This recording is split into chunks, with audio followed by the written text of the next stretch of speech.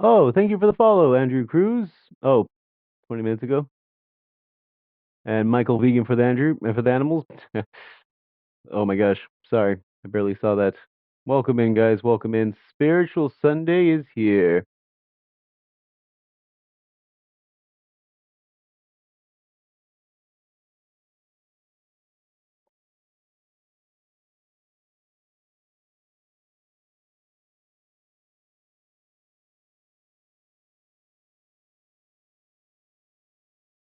Should I have it in Stream Manager? I feel like Stream Manager would probably be best.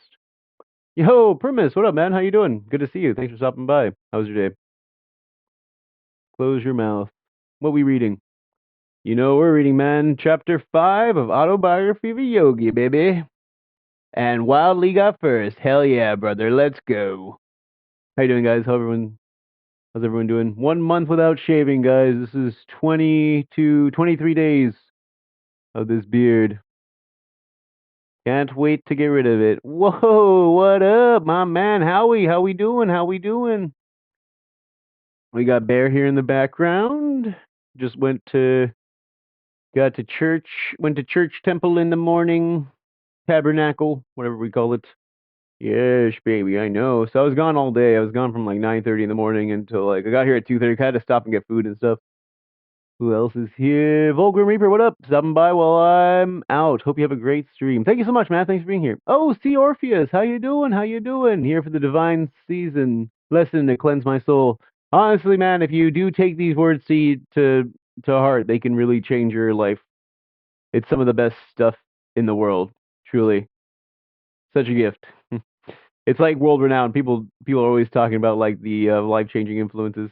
See Orpheus, good to see you. My bad. I can't shout anybody out here in this channel. It's a little weird in this screen while I'm doing mobile.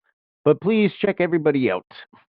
Everyone's really cool. Howie's great. See Orpheus, I was checking out their stream. It's Monsters probably streaming right now. Um Everybody's great people here. Joe Lord's great. He streams at night. It was just his birthday. Yes. So Sunday, Sunday, Sunday. You pay for the seat, but you only need the edge. Reading Autobiography of Yogi. I actually go to this. This is my guru. I go to his temples. I've been going to his temples for years. I've been practicing self-realizations, fellowships. No worries. You're so nice. Been practicing meditation techniques for my guru's Autobiography of Yogi. His meditation techniques for years. Oh, thank you, Joe Lord. What an amazing guy. Look at that. What an absolute unit. That's why he's who he is. My gosh. Yeah, I've been practicing meditation techniques from Self Realization Fellowship for the last like 10 years or so.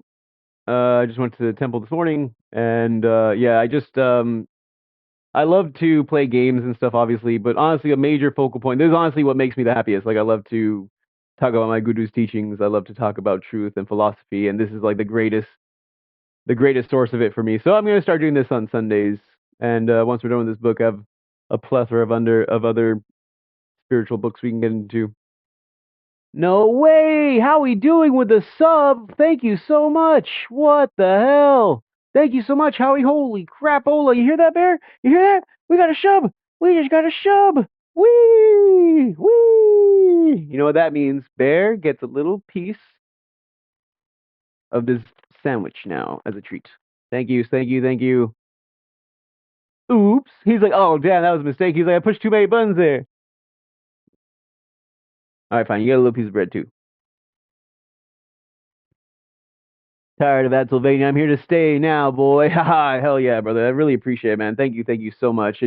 I can't tell you what it means, man. It means so much. Thank you. It was cool. It's cool hanging. Honestly, Howie's really, really cool, guys. Like, please check out Howie. He's really, really cool. Like, I hang out with him even if I'm not streaming, like in Unpickable Logs voice chat. He's a really cool guy. Honestly, Joe Lord, you would like him a lot. He's almost exactly like you. Like, it's super weird. Like, he's just like you.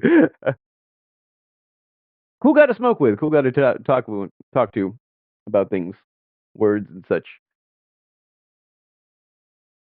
Yeah, Sylvania gets kind of tiring after a while. It's lovely this time of year. I love hanging out at Sylvania, during the fall and winter times. Oh, lovely. Incredible stuff. But yeah, there's only one Joelor, but I would love to hang out. It's like, shut the hell up. He's like, no one could be like me. No one. I'm definitely not basic or generic. Thank you, Howie. Now my dog got some food. He won't starve. God bless you. Where were we last time? So we were talking about Paramahansa Yogananda, his life growing up as like a Indian boy. Oh, stop. Please continue. It's like growing up, he had a very holy upbringing. His parents were very devout Hindus, vegetarians, very strict about the spiritual Hindu life. They had a very realized spiritual master, Lahiri Mahashaya here, and Yogananda's life has been surrounded by this guy like from the beginning, and he had like a spiritual insight after his mother passed away. He received this amulet that told him that he had to pretty much go about his spiritual journey now. Hell yeah, brother! Everybody else, feel free to drop subs as well. Don't let Howie feel alone there. It's okay. Do not be afraid to hit that sub button a few times. Every single one helps. Anyways, so the Lahiri Mahashaya was surrounded by he was surrounded by different disciples. Did we just become best friends? Did we just become best friends? Wanna go do karate in the garage? And he received this amulet that's telling him to pretty much go about giving up his worldly pursuits and to find truth through meditation and through God, and he wants to find his guru now. He's looking for his divine preceptor, which he will find eventually. But on the way there, he wants to give up going to school. You know, he wants to stop going to high school. His father is like absolutely against it. His father wants him to go to college. He wants him to take over his career and his position in the railroad company. He wants him to get married, you know, and have kids, of course. His mother's wishes as well. Act natural. Hash is watching. Stop it, guys. Papa's right there. And they they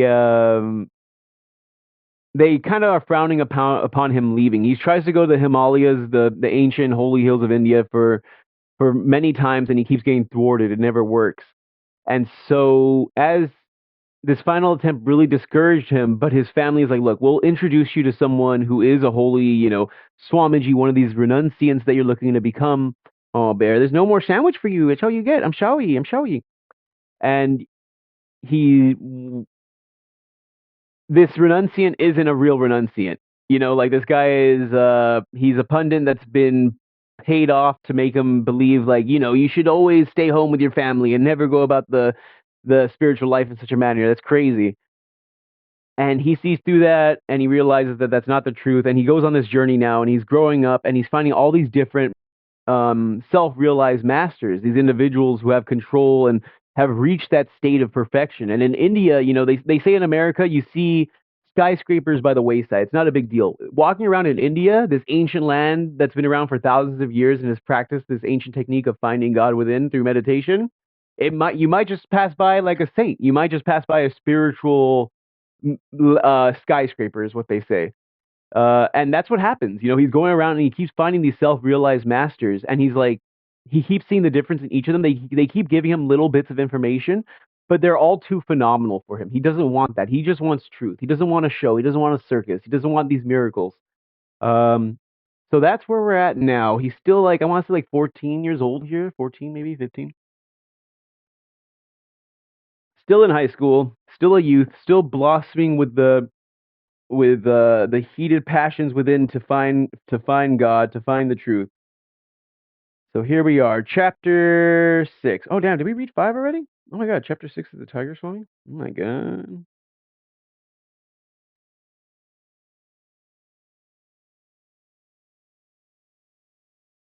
All right, chapter 6. So we might go an extra chapter. I thought we were on chapter 5, and I was going to go from chapter 5 to 7. But if we're only on chapter 6, maybe we go from 6 to 8. Let's see where it goes. Let's see where it goes. Yeah, if I miss anything, I apologize. It's really hard for me to see notifications, redeems, and stuff on here. So I apologize. Please feel free to let me know, text it or whatever. Any questions, I'll try to go through chat in between readings and such. Hope you enjoy. Chapter 6, The Tiger Swami.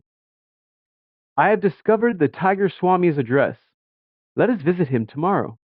This welcome suggestion came from Chandi, one of my high school friends.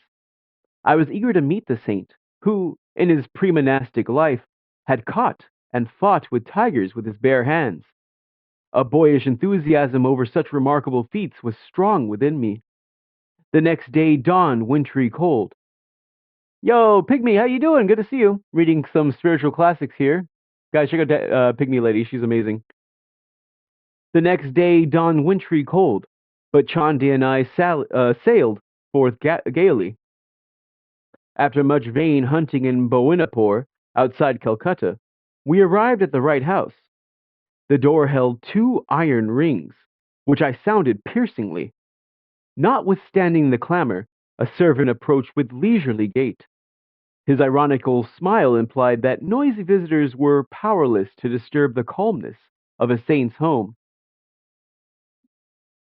Feeling the silent rebuke, my companion and I were thankful to be invited into the parlor. Our long wait there beset us with misgivings. India's unwritten law for the truth seeker is patience. A master may purposely make a test of one's eagerness to meet him. This psychological ruse is freely employed in the West by doctors and dentists. Isn't that funny? That's so good. The psychological ruse is freely employed in the West by doctors and dentists. Patience. Finally summoned by the servant, Chandi and I entered a sleeping apartment. The famous Sohang Swami was seated on his bed. Sohang was his monastic name. He was popularly known as the Tiger Swami. The famous Sohang Swami was seated on his bed. The sight of his tremendous body affected us strangely. With bulging eyes, we stood speechless. We had never before seen such a chest or such football-like biceps. On an immense neck, the Swami's fierce, yet calm face was adorned with flowing locks, beard, and mustache. A hint of dove-like and tiger-like qualities shone in his dark eyes. He was unclothed, save for a tiger skin about his muscular waist. Isn't that so interesting? So there's this absolute gigantic muscular man sitting there. They're expecting to find this Swami, this man who's renounced the world. And he's oh, thank you so much, Rolo. I really appreciate you shouting her out. He's sitting there, a gigantic. These kids come in, they can't even believe they're bulging, looking at this dude who's just huge. He has football like, so not like football American, but soccer like biceps, soccer footballs on his arms, a tremendous chest, and then he looks fierce, but his eyes are like calm, like doves. And he's completely unclothed except for a tiger skin around his waist. Like if you were to think of like a stereotypical, Indian, Swami, this is probably what comes to mind is like this man here, but maybe a little more, probably stronger, bigger. Finding our voices, my friend and I greeted the monk, expressing our admiration for his prowess in the extraordinary feline arena. Will you not tell us, please, how it is possible to subdue with bare fist the most ferocious of jungle beasts, the royal Bengals?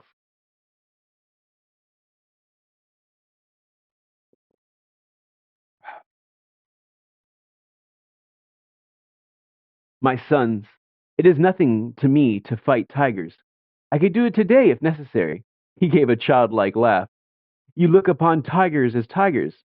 I know them as pussycats. Swamiji, I think I could impress my subconsciousness within. Sorry, Swamiji, I think I could impress my subconsciousness with the thought that tigers are pussycats. But could I make the tigers believe it? Of course, strength is also necessary. One may not expect victory from a baby who imagines a tiger to be a house cat. Powerful hands are my sufficient weapons. He asked us to follow him to the patio, where he struck the edge of a wall. A brick crashed to the floor. The sky peered boldly through the gape. The lost tooth space in the wall. I staggered in astonishment. He who can remove a mortared brick from a solid wall with one blow, I thought, must surely be able to displace the teeth of tigers. A number of men have physical powers such as mine, but still lack in cool confidence. Those who are bodily, but not mentally stalwart, may find themselves fainting at the mere sight of a wild beast bounding freely in the jungle. The tiger, in its natural ferocity and habitat, is vastly different from the opium-fed circus animal. Mm. The tiger, in its natural ferocity and habitat, is vastly different from the opium-fed circus animal. Many a man with Herculean strength has nonetheless been terrorized into abject helplessness before the onslaught of a royal Bengal. Thus the tiger has converted the man, in his own mind, to a state of fearful, to a state as fearful as the pussycats. It is possible for a man owning a fairly strong body and an immensely strong determination to turn the tables on the tiger and force it to a conviction of a pussycat defenselessness. How often I have done just that. Lurk. Oh, Mango Brat, thank you for the lurk. I appreciate it. Hope you enjoy my readings and such. Guys, please check out Mango Brat. She's super nice and super supportive and sweet. Oh, thank you so much, Droll Lord. What a doll, huh? Unbelievable. So here's this gigantic man, this titan, this absolute colossus of a dude. He slams. He's like, you can't just imagine. He's, these kids are coming up. They're like, I can imagine, this kid. I can use my imagination. I can pretend with all my will that this tiger is a pussycat. But I don't think the tiger is gonna believe that he's a pussycat. Like, he's I don't think so. And he's like, that's not just enough. You need sufficient strength as well. So he slams the damn side of his wall that's completely brick and mortar. And then from the roof, a brick falls through. And then it's like skyline is there and peering through the light. And it just goes to show, he's like, it's not just enough to believe. You have to have sufficient strength as well. And it's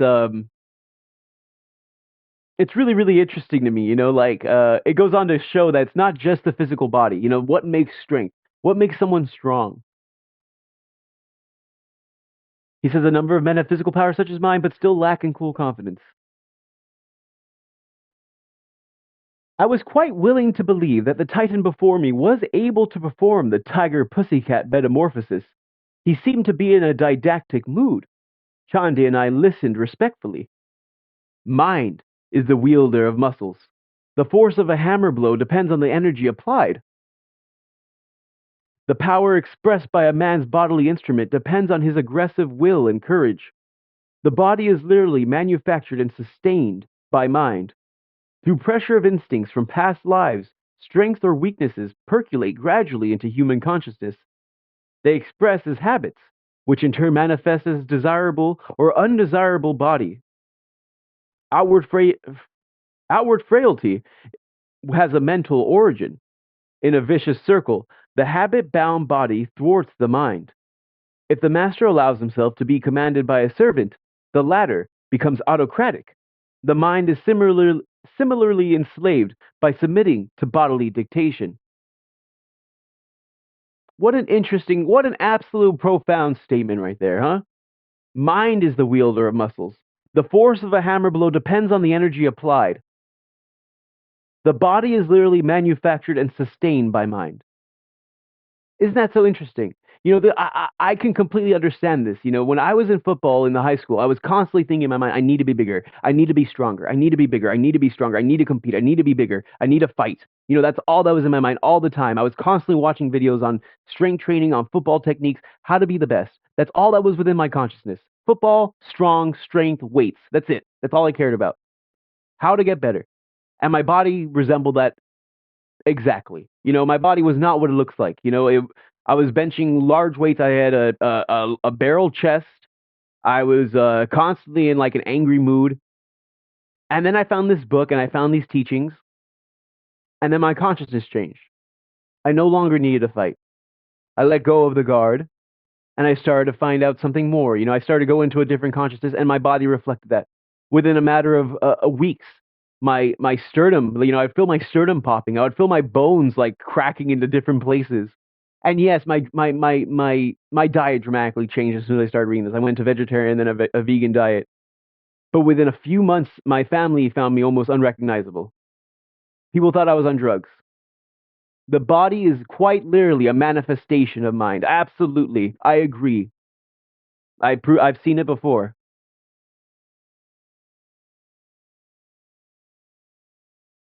At our entreaty, the impressive Swami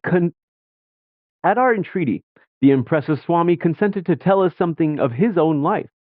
My earliest ambition was to fight tigers. My will was mighty, but my body was feeble. An ejaculation of surprise broke from me. It appeared incredible that this man now, with Atlantean shoulders fit to bear, could ever have known weakness.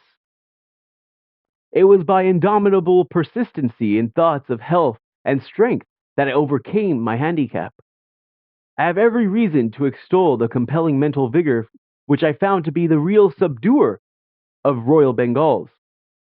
Do you think, revered Swami, that I could ever fight tigers? This was the first time, and the last, that this bizarre ambition ever visited my mind. Yes, he was smiling, but there are many kinds of tigers. Some roam in the jungles of human desires.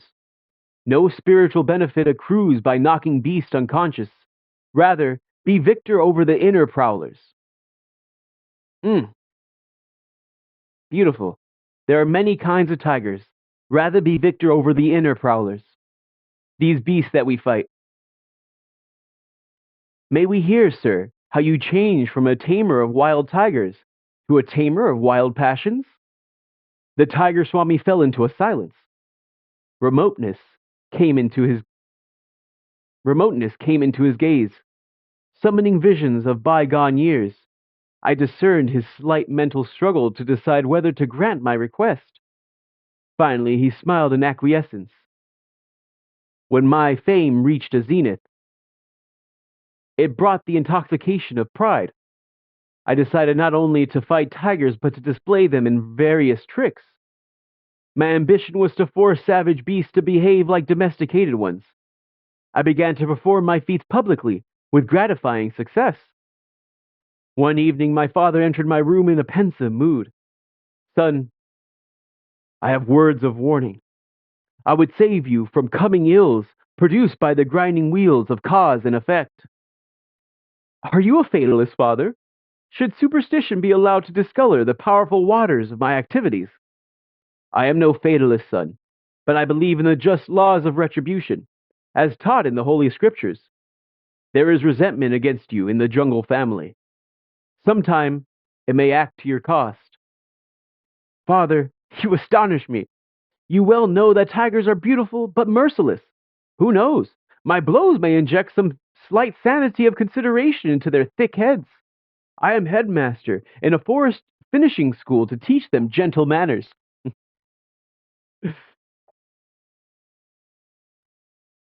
Here's a picture of Yogananda sitting on a tiger's skin at the age of 16. Notice his eyes. My God. Like, there's no CGI here, like, these pictures are from, like, the early 1900s. Cameras were huge. Notice his feet in the lotus posture. The palms, the base of his feet upturned. 16 years old. And then we have Bhagavan Lord Krishna, India's most beloved avatar. This is the Christ of India, Krishna.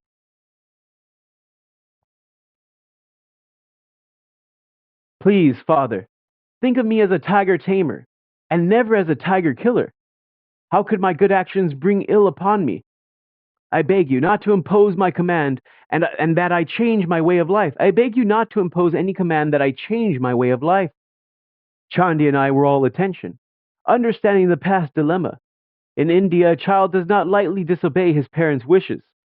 The tiger Swami went on. In stoic silence, Father listened to my explanation. He followed it with disclosure, which he uttered gravely. Son, you compel me to relate an ominous prediction from the lips of a saint. He approached me yesterday as I sat on the veranda in my daily meditation. Dear friend, I come with a message for your belligerent son. Let him cease his savage activities.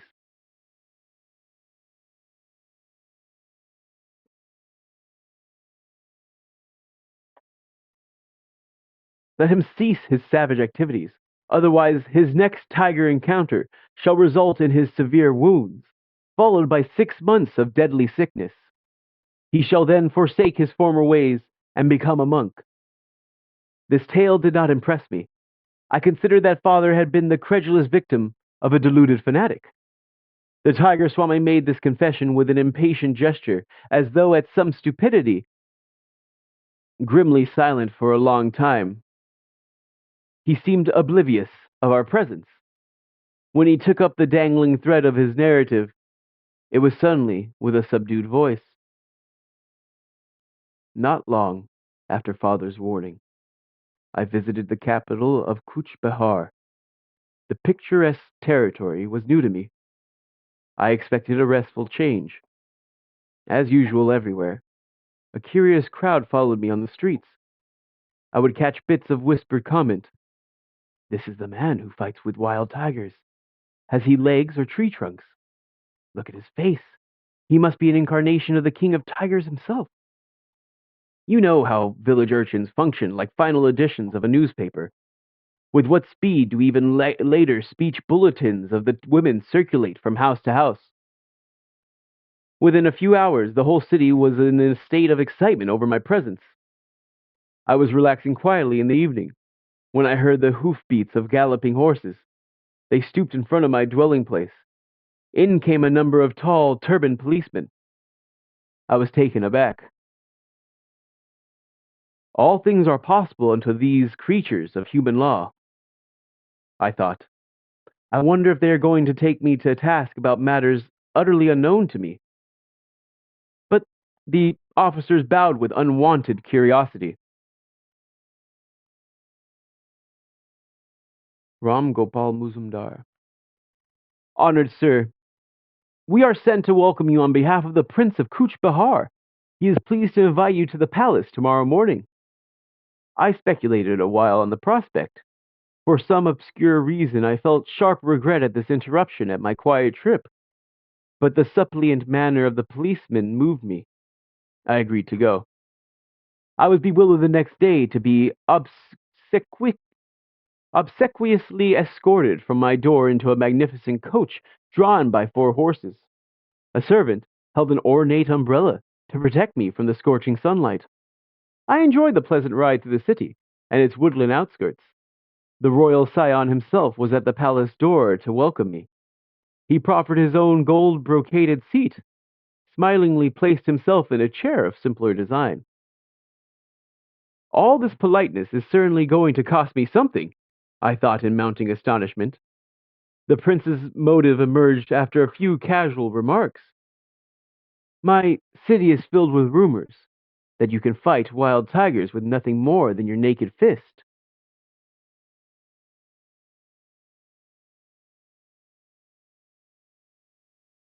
Is it a fact? It is quite true. I can scarcely believe it. You are a Calcutta Bengali, nurtured on the white rice of city folk. Be frank, please. Have you not been fighting only spineless opium-fed animals? His voice was loud and sarcastic, his speech tinged with provin, provincial accent. I vouchsafed no reply to his insulting question. I challenge you to fight my newly caught tiger, Raja Begum. Prince, princess, so named to indicate that this beast possessed the combined ferocity of tiger and tigress. If you can successfully resist him, bind him with a chain, and depart his cage in a conscious state, you shall have this royal Bengal. Several thousand rupees, and many other gifts shall also be bestowed. If you refuse to meet him in combat, I shall blazon your name throughout the state as an impostor. His insolent words struck me like a volley of bullets. I shot an angry acceptance. Half risen from the chair in his excitement, the prince sank back with a sadistic smile. I was reminded of the Roman emperors who delighted in setting Christians in bestial arenas, he said. The match will be set for a week hence. I regret that I cannot give you permission to view the tiger in advance.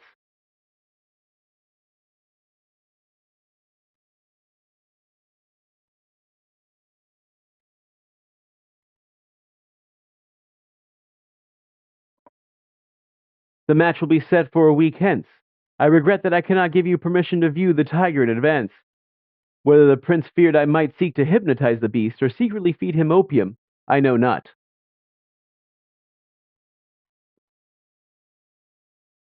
I left the palace, noting with amusement that the royal umbrella and panapolied coach were now missing. The following week, I methodically prepared my mind and body for the coming ordeal. Through my servant, I learned of fantastic tales. The saint's direful prediction of my father had somehow got abroad.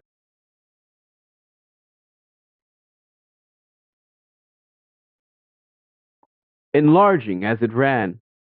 Many simple villagers believed that an evil spirit, cursed by the gods, had reincarnated as a tiger which took various demonic forms at night, but remained a striped animal during the day. This demon tiger was supposed to be the one sent to humble me. Another imaginative version was that the animal prayers to Tiger Heaven had achieved a response in the shape of Raja Begum.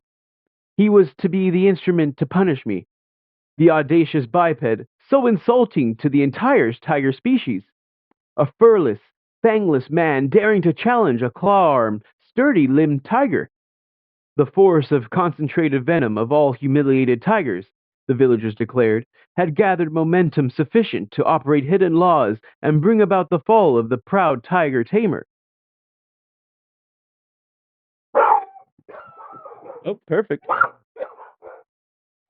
Perfect. Perfect, perfect, perfect.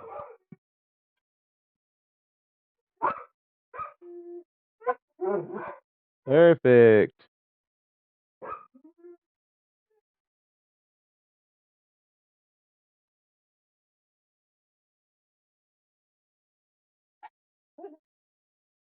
Nope. There we are. I think. My dogs got excited because they heard a knock on the door and they decided to knock over my camera and stuff. So that's fun. And now it's all lopsy topsy turvy. We should be getting an ad soon, pretty soon, actually. And that would have been convenient. But it's okay.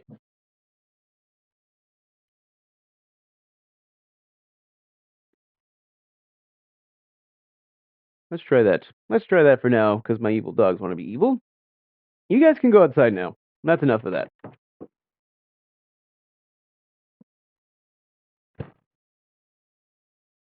No, that's enough of that. Thank you. Oh, perfect, an ad. That's just what I needed. Ah, fantastic.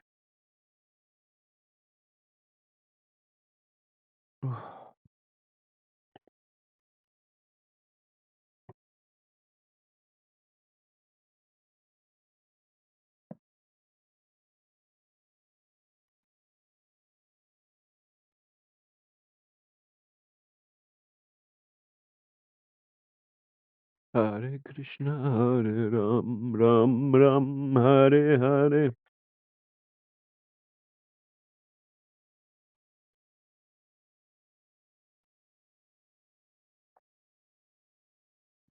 Oh,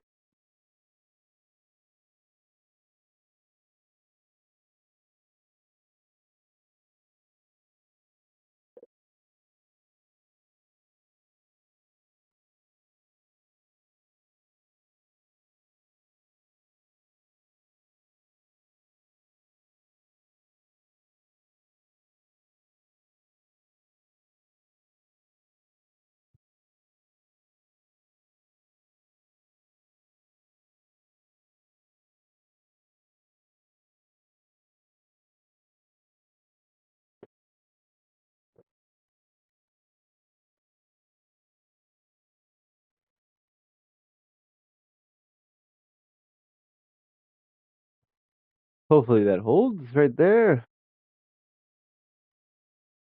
So he's reminding them of his like story of how he got the famous. Oh, Catholic, what up? Good to see you, buddy. He's like, ooh, lurking and twerking. Hope you like the reading, man. No, we're not gonna come over here right now.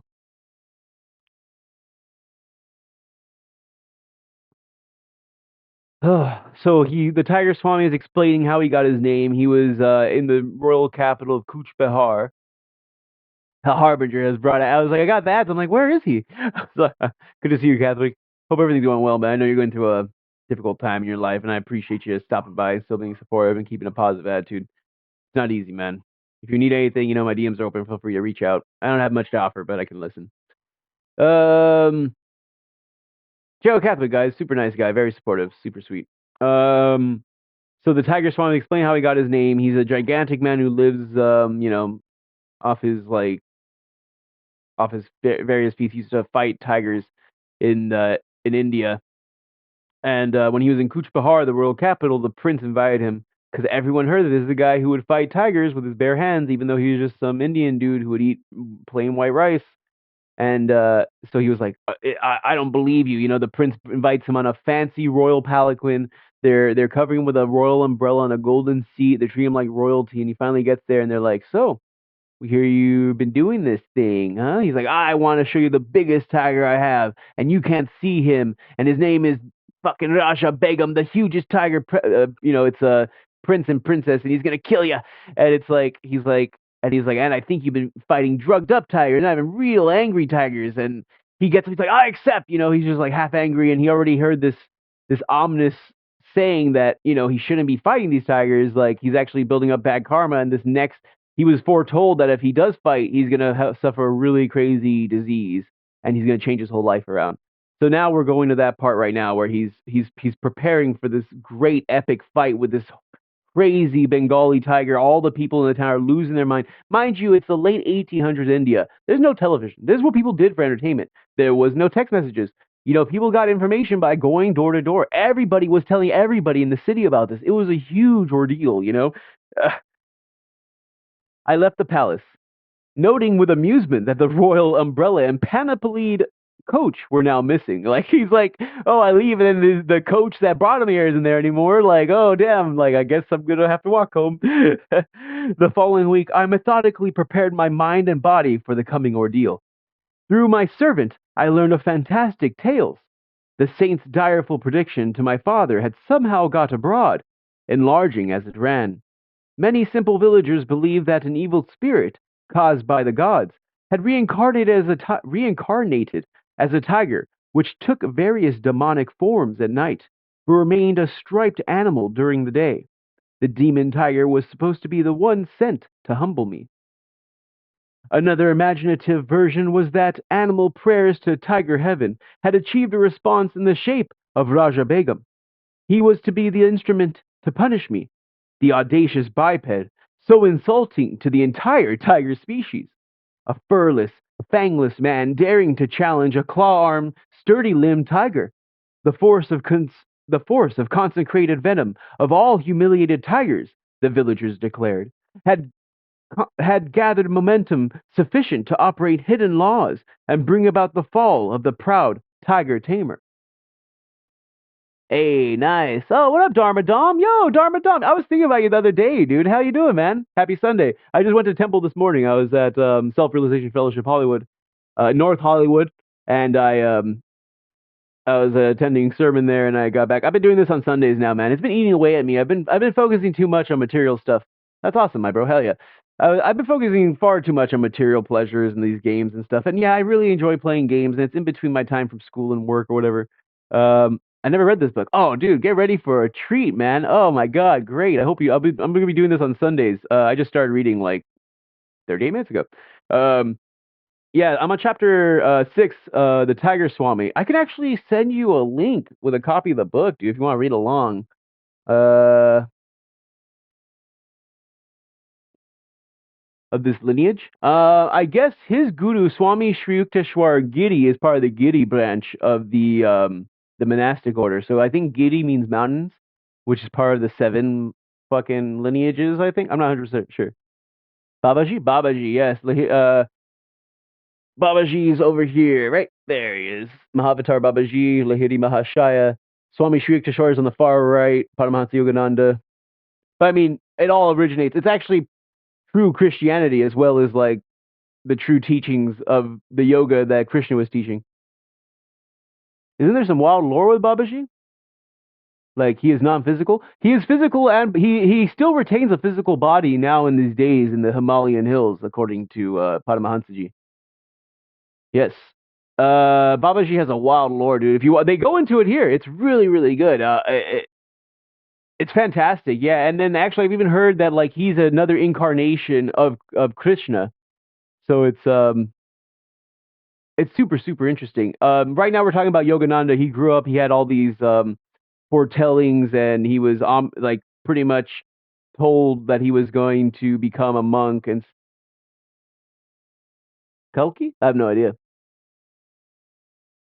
Kalki? I don't know. I'm not familiar with Kalki. Maybe, perhaps, perchance. Um.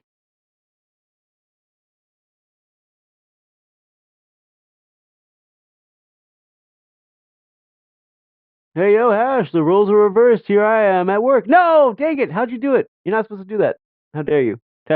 Yeah, doing my Sunday, my spiritual Sunday thing, Stashtastic. Check out Stash, guys. He's super cool. How'd your day go? Great, man. Kalki is prophesized 10th Vishnu incarnation. Maybe. I'm not 100% sure, dude. I'll be real with you. I follow some of the Hindu stuff, but honestly, my main concern is my guru's teachings. Like, I was raised a Catholic also, so it's like, how'd your day go? Good, man. I had a great day. I woke up early, went to temple, came back, got a nice Vietnamese banh mi, you know? Got some nice French black coffee, iced, no milk, no sugar, just sadness. Looking forward to get my learn on. Yeah, so Yogananda, born Mukunda Lolgosh, oh Q, what up, Q? How you doing, man? Thanks for stopping by. Yeah, I just stick to Vedanta. LOL, that's some random stuff I heard about. Unholy Quinn, good to see you. Thanks for stopping by. Guys, check out Unholy Quinn, check out Stash, check out Q. Lovely. Is that banh mi from Lee's Sandwiches? It's not Lee's. It's called Mr. Baguette.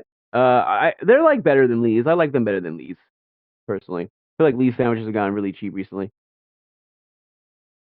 So Mukunda Lal Ghosh, he was, just born into a very pious religious family. His mother died at a young age, given an amulet telling him that his son was going to become a monk.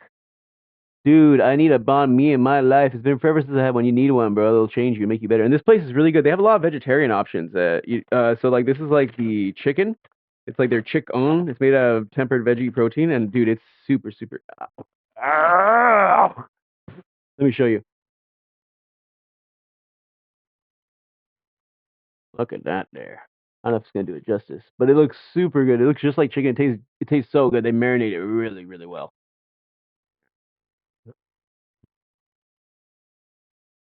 Oh yeah, yeah. There's definitely like they put jalapenos in here and like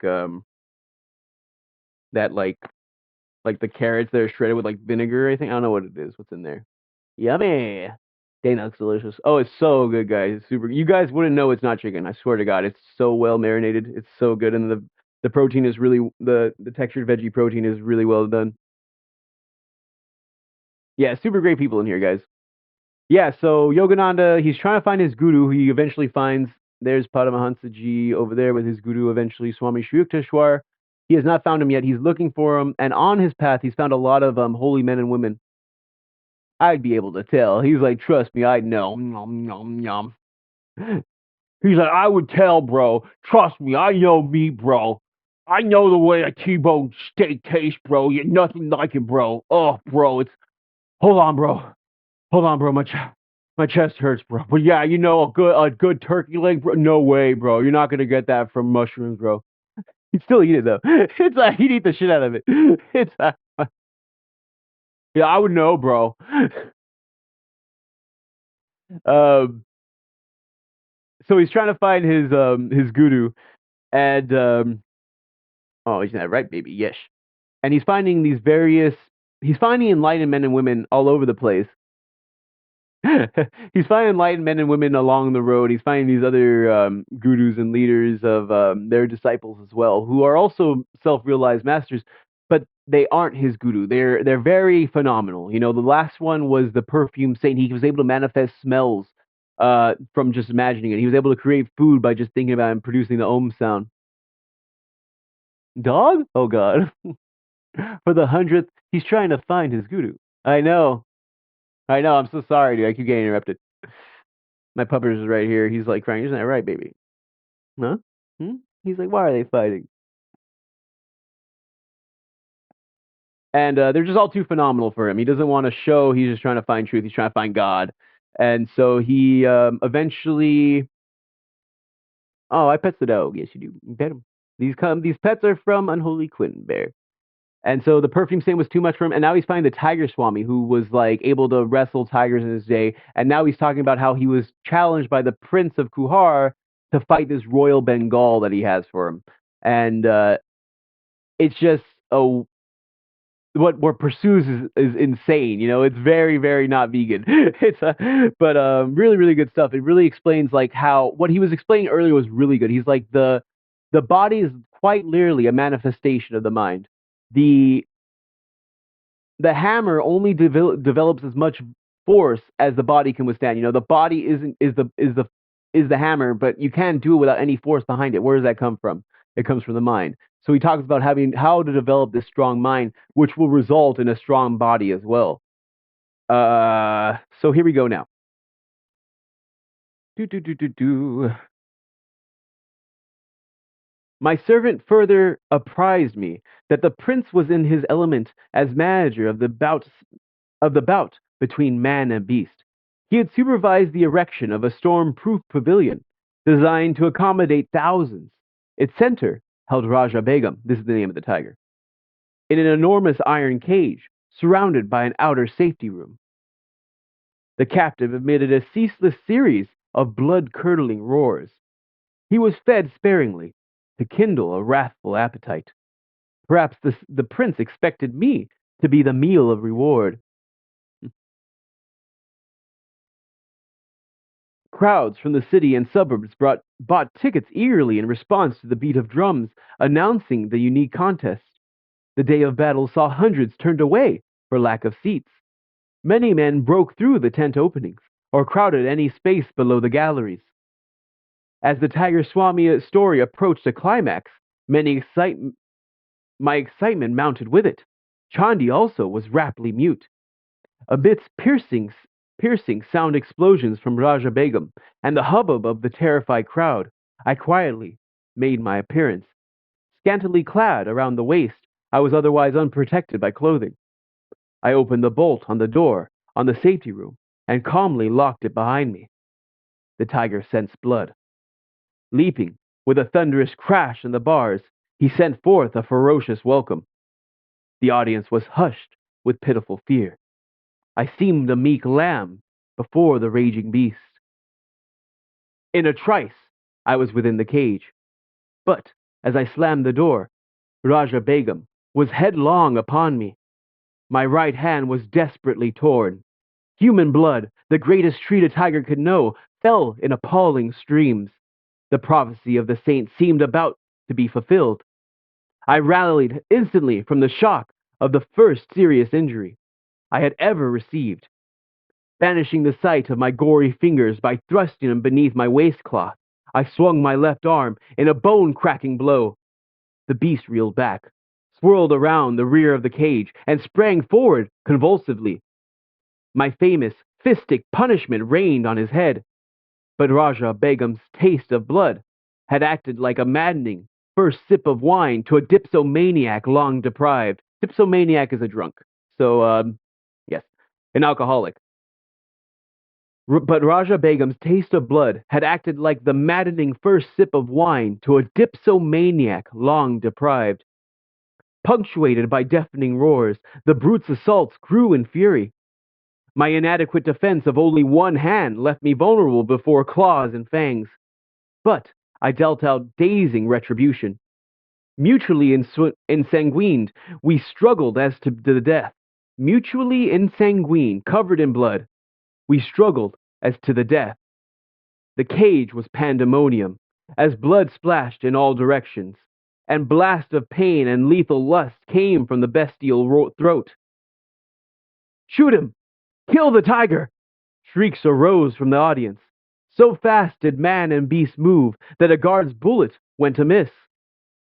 I mustered all my will force, bellowed fiercely, and landed a final concussive blow. The tiger collapsed and lay quietly. Like a pussycat, I interjected. The Swami laughed in hearty appreciation, then continued the engrossing tale. Raja Begum was vanquished at last. His royal pride was further humbled. With my lacerated hands, I audaciously forced open his jaws. For a dramatic moment, I held my head within the yawning death trap. I looked around for a chain, pulling one from a pile on the floor. I bound the tiger by his neck to the cage bars. In triumph, I moved toward the door. But that fiend incarnate, Raja Begum, had stamina worthy of his supposed demonic origin. With an incredible lunge, he snapped the chain and leaped on my back. My shoulder fast in his jaws. I fell, violently.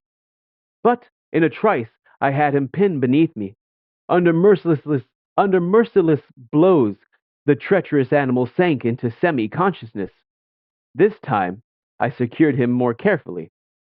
Slowly, I left the cage.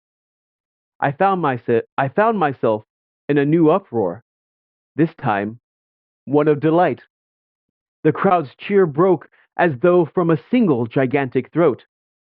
Disastrously mauled, I had yet fulfilled the three conditions of the fight: stunning the tiger, binding him with a chain, and leaving him without requiring assistance for myself. In addition, I had so drastically injured and frightened the aggressive beast that he had been content to overlook the opportune prize of my head in his mouth. After my wounds had been treated, I was honored and garlanded. Many gold pieces were showered at my feet. The whole city entered a holiday period. Endless discussions were heard on all sides about my victory over one of the largest and most savage tigers ever seen. Raja Begum was presented to me, as promised, but I felt no elation. A spiritual change had entered my heart.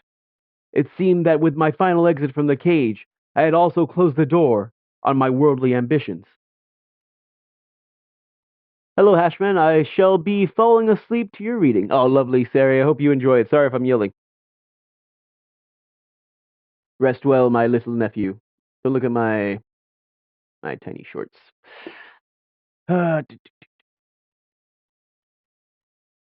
woeful period followed. For 6 months, I lay near death from blood poisoning. As soon as I was well enough to leave Kuch Bahar, I returned to my native town. I know now that my teacher is the holy man who gave the wise warning.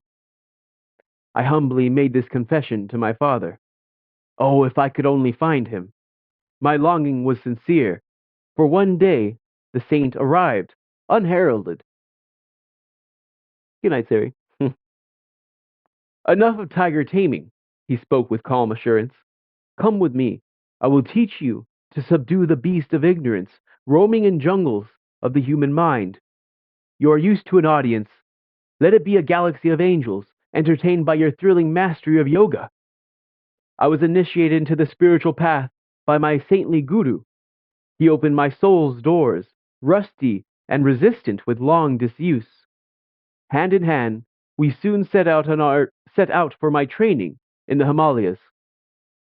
Chandi and I bowed at the Swami's feet, grateful for his outline of a cyclonic life. My friend and I felt amply repaid for the long probationary wait in the cold parlor. What a great story, huh? Isn't that fantastic? Isn't that just it's almost too fantastic. Like, this is what he was talking about. Like, he doesn't like this show, he doesn't want this circus act, like quite literally a circus act, like this great gala.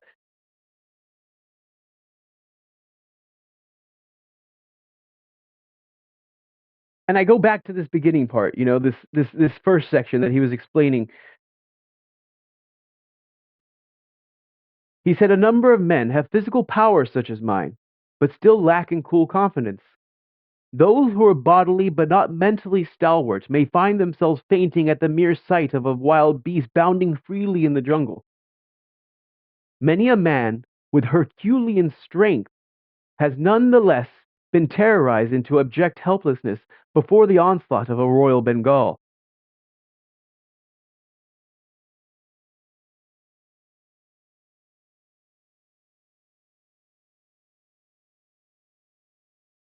It's so interesting. Mind is the wielder of muscles. The force of a hammer blow depends on the energy applied. The power expressed by a man's bodily instrument depends on his aggressive will and courage. The body is literally manufactured and sustained by mind.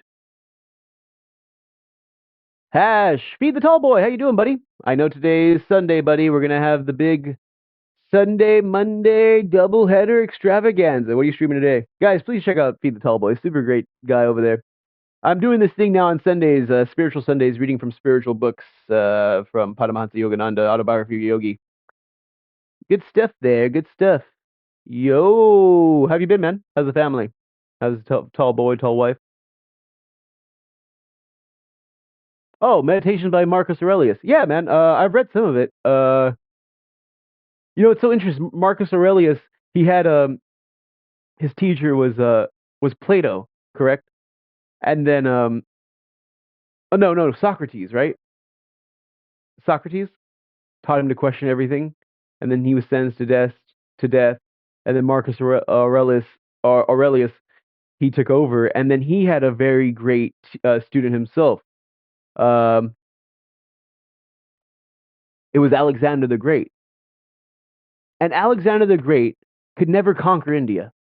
India has yet to be conquered. He couldn't cross northern Taxila. The double header? No, Feed the Tall Boy said the double header.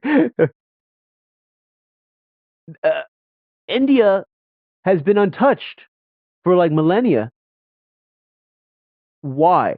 They've been poor for forever, but spiritually they're rich. They have this thing that has bulwarked them against the fates of Babylon, of of Mesopotamia, of all the great ancient cultures. Rome. Like all these great ancient cultures that have fallen away. Good man. What about you? Living life, baby, living life. Good man. Sundays I go to temple. I go to meditation for to his temples actually. And yeah, just there's a major thing in my life, and I like to touch on it at least once a week through streams because I focus too much on just worldly stuff. And this is what I really really enjoy talking about. Um, yeah, he India has not yet been conquered. Why? Like the greatest empire, the great British Royal Navy couldn't conquer India. They were subdued by a man in a loincloth. What? How? It's so interesting to me. How? So that was chapter 6, the Tiger Swami. Let's go to chapter 7, the levitating saint. We may have also seen, there's this idea, like let me show you the picture of the levitating saint. There's this image we have of India. You think of these men sitting on a bed of nails, these snake charmers, and like these guys who are floating and levitating. Where does that come from? Where does that where does that come from? We all can appreciate how multifaceted you are, Hash. Oh, thanks, man. So this is Ram Gopal Muzumdar, the sleepless saint. Let's see if they have a picture of my boy here.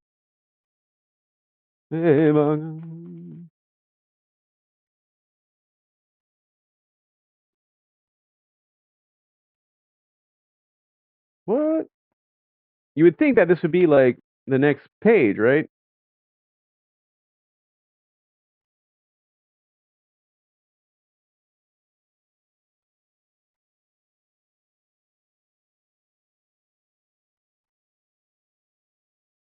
That's hilarious. It'll probably come up in the book. It'll probably come up in these pages. Chapter 7. But do you have a particular spirituality or kind of into everything? Yeah, I follow his teachings. Self-realization fellowship. I've been following Kriya Yoga for the past like 10 years. I read Autobiography of Yogi in 2013 and it completely changed my life around. I used to be just a typical Western guy, scared of death, eating meat and cheese and everything all the time and not really caring, angry at the world, you know, uh, depressed, scared. And then and then I found this book from an old man who gave me a 1965 edition of Autobiography Yogi, which completely changed everything in me, like at a fundamental level. It wasn't just some book. It like quenched a part of me that I didn't realize I needed to drink. Like it's like the first time I drank water in my life. I was 18 years old. It was 2013, and I can't really put it into words. It's hard to explain. So I just read this book from time to time and try to give it out to people. So hopefully they get a little piece of what I got from it. Things I thought never existed. Like when I was raised Catholic, and like this idea of like this divinity in the world that I could never that was in scriptures and being talked about all the time that I was very unfamiliar with. I just kind of went in for, it was routine, it was something you had to do.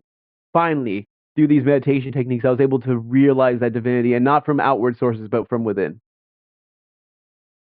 Chapter 7, The Levitating Saint. I saw a yogi remain in the air several feet above the ground.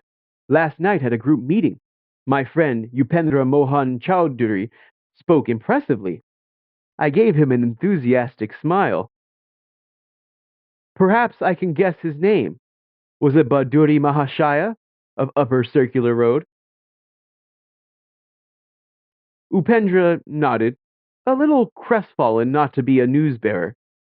My inquisitiveness about saints was well known to my friends. They delighted in setting me on a fresh track. The yogi lives so close to my home that I often visit him. My words brought keen interest to Upendra's face, and I made a further confidence. I have seen him in remarkable feats. He has expertly mastered the various pranayamas mentioned in the ancient eightfold yoga outlined by Patanjali. Once Baduri Mahashaya performed the Bhastrika pranayama before me with such amazing force that it seemed an actual storm had arisen in the room. Then he extinguished the thundering breath and remained motionless in a high state of superconsciousness. The aura of peace after the storm was vivid beyond forgetting. Okay, let's hold on to this. Let's dissect this whole area. That's powerful. You never know who you will meet and how they could change your life. Absolutely, man. Absolutely. That man, I absolutely owe my life to that man. His name was William Billington. He was an old man with crazy amount of nerve pain. He wore a little silly hat with an Om symbol on it, and he gave everybody this book. And I was really jealous secretly in my heart that he didn't give it to anybody else because I was the one talking to him every day about this stuff, and I was very curious. I was such a douchebag. I was so anti this stuff, anti spiritualism, very Western, very much like if I don't see it, I don't believe it. I don't want to meet this dude. Like my life was actually in a really bad place. If there was an intelligent creator behind this, I don't want to meet that guy. Like the shit was not going well. And it's like, and this man was just so full of joy and hope and faith in the face of so much more adversity than me. I owe my life to him. Wherever you are, thank you. Let's unpack this little section right here, though. So, what was that? I remember he has expertly mastered the various pranayamas. So let's go into this right here. Methods of controlling life force or prana through the regulation of breath. The Bhastrika, also known as the bellows, Bhastrika is bellows. Pranayama makes the mind steady. So pranayama, prana is this life force. Yama is control. So controlling the life force through breath, through regulation of breath. And this makes the mind steady. And then Patanjali is the foremost ancient exponent of yoga. He wrote like the ancient yoga sutras, which are still followed today, how to reach super consciousness, how to become one with this divinity in the world, with this super intelligence. Now, super consciousness, what does that mean? That's such a big word, super consciousness. Let's go into that. Professor Jules Boyes of the Sorbonne,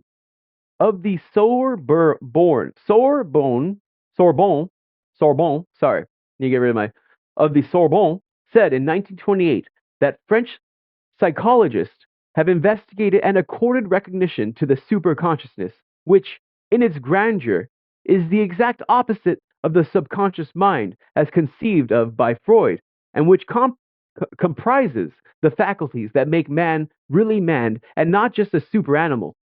The French savant explained that the awakening of the higher consciousness is not to be confused with Kuism or hypnotism. The existence of a superconscious mind has long been recognized philosophically, being in the reality the oversoul spoken of by Emerson, but only recently has it been recognized scientifically. In The Oversoul, Emerson wrote, "A man is the facade of a temple wherein all wisdom and all good abide. What we commonly call man, the eating, drinking, planting, counting man, does not, as we know him, represent himself. but misrepresents himself.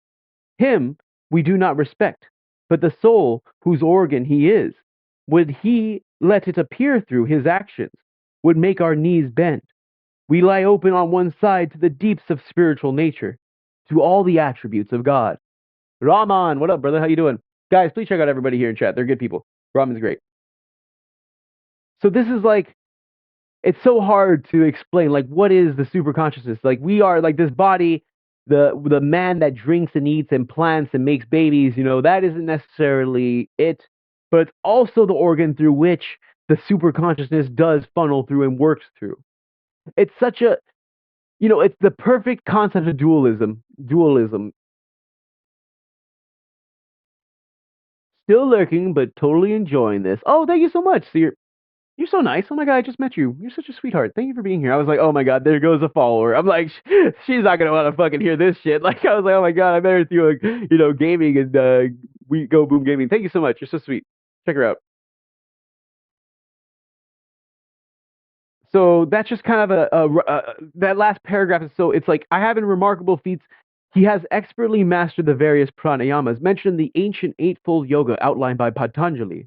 Once Baduri Mahashaya performed the Bhastrika pranayama before me with such amazing force that it seemed an actual storm had arisen in the room. Then he extinguished the thundering breath, and remained motionless in a high state of super consciousness. The aura of peace after the storm was vivid beyond forgetting.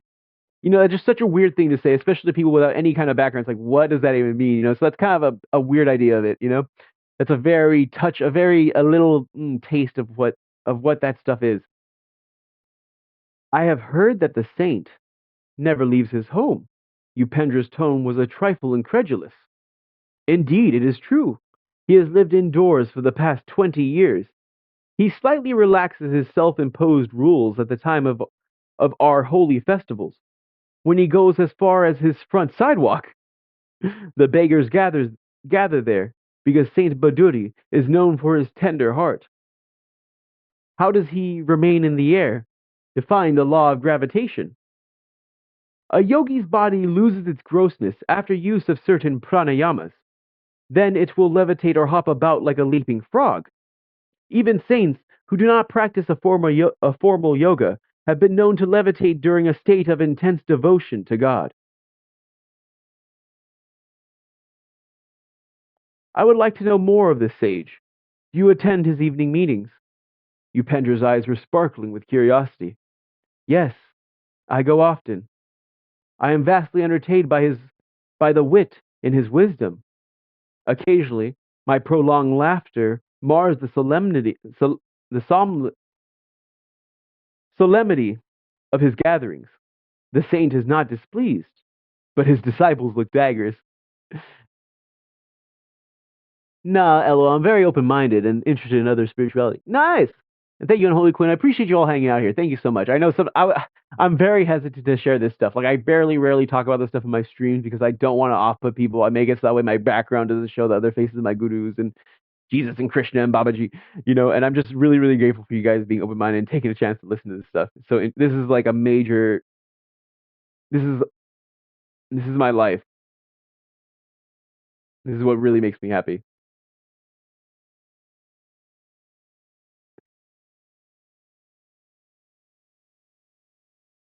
I would like to know more of this sage. Do you attend his evening meetings? Yes, I go often. I am vastly entertained by the wit in his wisdom. Occasionally, my prolonged laughter mars the solemnity of his gatherings. The saint is not displeased, but his disciples look daggers. On my way home from school that afternoon, I passed Baduri Mahashaya's cloister and decided on a visit. The yogi was inaccessible to the general public. A lone disciple, occupying the ground floor, guarded his master's privacy. The student was something of a martinet. He now inquired formally if I had an engagement. His guru put in an appearance just in time to save me from summary injection. Let Mukunda come when he will. The sage's eyes twinkled. My rule of seclusion is not for my own comfort, but for that of others. Worldly people do not like the candor that shatters their delusions. Saints are not only rare, but disconcerting. Even in scripture, they're often found embarrassing. I followed Baduri Mahashaya to his austere quarters on the top floor, from which he seldom stirred. Masters often ignore the panorama of the world's ado, out of focus till centered in the ages. The contemporaries of a sage are not only those of the narrow present. Maharishi, or great sage, you are the first yogi I have known who always stays indoors. God plants his saints sometimes in unexpected soil, lest we think we may reduce him to a rule. Mm. Oh. The sage locked his vibrant body in the lotus posture. In his 70s, he displays no unpleasing signs of age or sedentary life. My goodness, at the age of 70, huh? Stalwart and straight, he was ideal in every aspect. His face was that of a rishi, as described in the ancient texts. Noble headed, abundantly bearded, he always sat firmly upright, his quiet eyes fixed on the omnipresence. The saint and I entered the saint and I entered the meditative state. After an hour, his gentle voice roused me. You go often into the silence, but have you developed Anubhava? He was reminding me to love God more than meditation.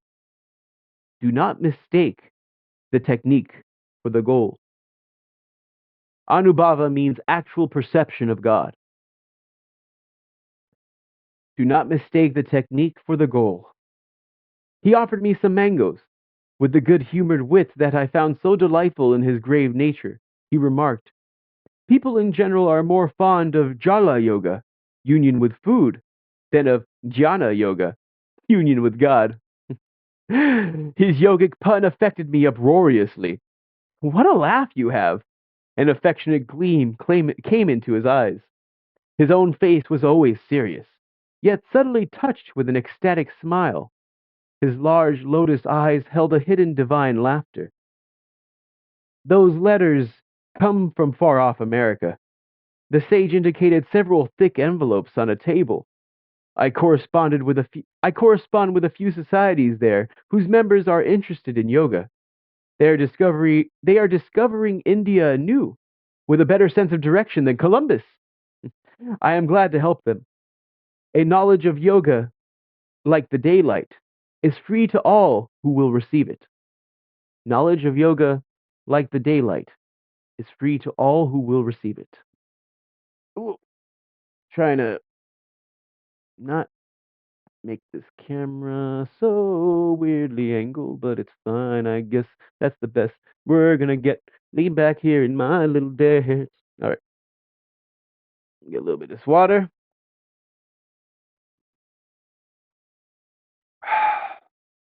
A little bit of this coffee.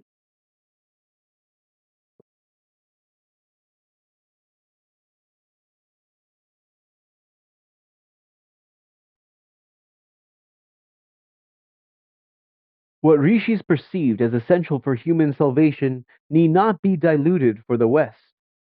Alike in soul, though diverse in outer experience, neither West nor East will flourish if some form of disciplinary yoga be not practiced. The saint held me with his tranquil eyes. I did not realize that his speech was a veiled prophetic guidance.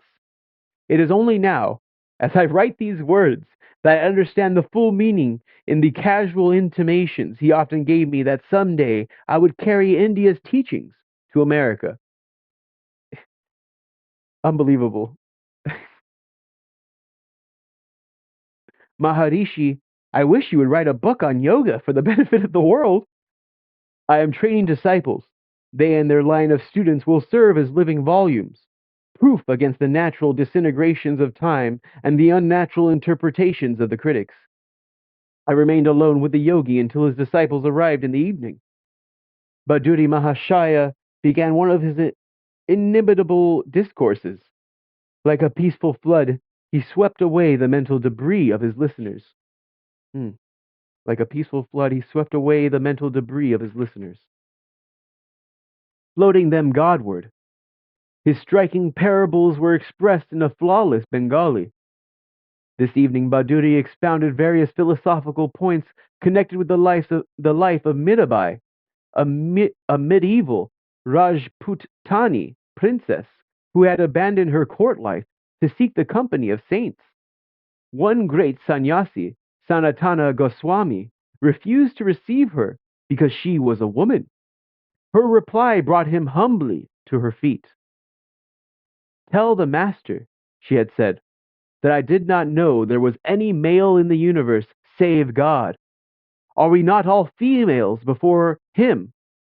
A scriptural conception of the Lord as the only positive creative principle, his creation being naught but a passive maya. Mirabai composed many ecstatic songs, which are still treasured in India. I translate one of them here. If by bathing daily God could be realized, sooner would I be a whale in the deep. If by eating roots and fruits he could be known, gladly would I choose the form of a goat. If the counting of rosaries uncovered him, I would say my prayers on mammoth beads. If bowing before stone images unveiled him, a flinty mountain, I would humbly worship. If by drinking milk the Lord could be imbibed, many calves and children would know him. If abandoning one's wife could summon God, would not thousands be eunuchs? Mirabai knows that to find the Divine One, the only indispensable is love.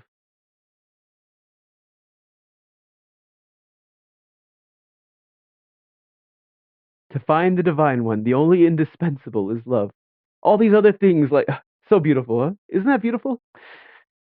Several students put rupees in Baduri's slippers, which lay by his side as he sat in yoga posture. This respectful offering, customary in India, indicates that the disciple places his material goods at the Guru's feet. Grateful friends are only the Lord in disguise, looking after his own. My God, what a sentence. Grateful friends are only the Lord in disguise, looking after his own. Master, you are wonderful. A student taking his leave gazed ardently at the patriarchal sage. You have renounced riches and comforts to seek God and teach us wisdom. It was well known that Baduri Mahashaya had forsaken great family wealth in his early childhood, when single-mindedly he had entered the yogic path. You are reversing the case. The saint's face held a mild rebuke. I have left a few paltry rupees, a few petty pleasures, for a cosmic empire of endless bliss. How then have I denied myself anything? I know the joy of sharing the treasure. Is that a sacrifice? The short-sighted worldly folk are verily the real renunciants. They relinquish an unparalleled divine possession for a poor handful of earthly toys. I chuckled over the paradoxical view of renunciation, one that puts the cap of Croesus on any saintly beggar, whilst transforming all proud millionaires into unconscious martyrs. The divine order arranges our future more wisely than any insurance company. The master's concluding words were the realized creed of his faith. The world is full of uneasy believers in an outward security. Their bitter thoughts are like scars on their foreheads. The one who gave us air and milk from our first breath knows how to provide day by day for his devotees. Mm, mm. The one who gave us air and milk from our first breath knows how to provide day by day for his devotees. I continued my after-school pilgrimages to the saint's door. With silent zeal, he aided me to attain Anubhava. One day he moved to Ram Mohan Road, away from the neighborhood of my home. His loving disciples had built him a new hermitage, known as Nagandra Math. Although it throws me ahead of my story by a number of years, I will recount here the last words given to me by Baduri Mahashaya. Shortly before I embarked for the West, I sought him out and humbly knelt for his farewell blessing. Son, go to America. Oh my gosh.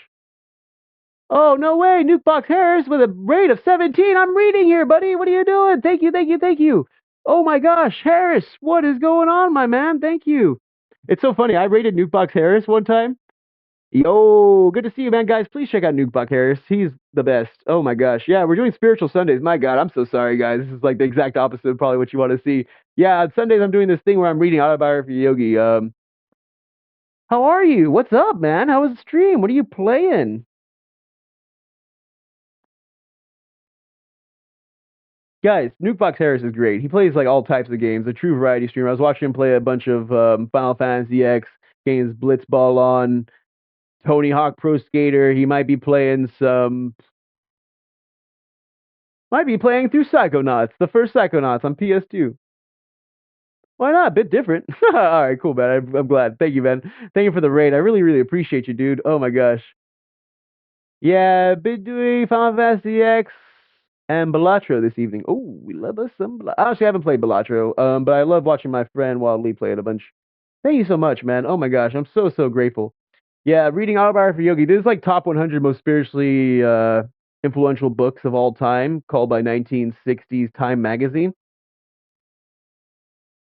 It changed me fundamentally from like just a Western minded dude like 10 plus years ago into like now I'm like a spiritual vegan dude who goes to temple every Sunday and meditates like every morning and night. Super good read. If you need a raid and run, I know it's super duper late for you over there. You're like 8 or 9 hours ahead of us. Please, guys, please. It's really hard for me to do shout outs here. Please, please, please check out Nukebach Harris. Really, really good streamer. Super nice guy. Really, really nice. I love just lurking in his streams. It's really good time over there. But yeah, if you guys want to raid and run, I totally get it. I know it's later in the evening for you. If you guys want to lurk around for a bit, I'm going to be finishing up chapter 7 here, maybe do a little bit of chapter 8, and then calling it for my Sunday stream. But thanks a bunch, man. Love you guys. You're the best. Mwah. Oh, thanks. I'll hang around. Oh, you're a blessing. You're a blessing. What a class act, guys. What a class act we got here, huh? My God, where are you gonna find that? We love our friends from across the pond, huh? Hmm? Huh? My bear bear's right here too. My bear bear's right here watching me. Yes, my doggy. This is my dog as well, guys. This is my dog Bear, Staffordshire Terrier. I have another dog that's outside. I'm not gonna let him in right now because they're gonna bug. So I'm just gonna. You know. So we were just reading about the levitating saint of India, Baduri Mahashaya.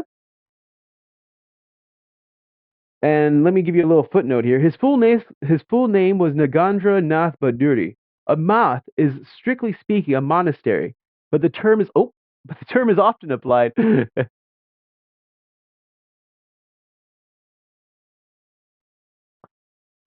Gosh, my dog loves to stand. I love my dog, guys. I love him so much, but he loves to when I stream with this stupid little stuff, he loves to come and mess with my camera all the time, and it's the best. I love it. Oh, I love you so much. I love when you come and mess with my camera and you make things silly for me.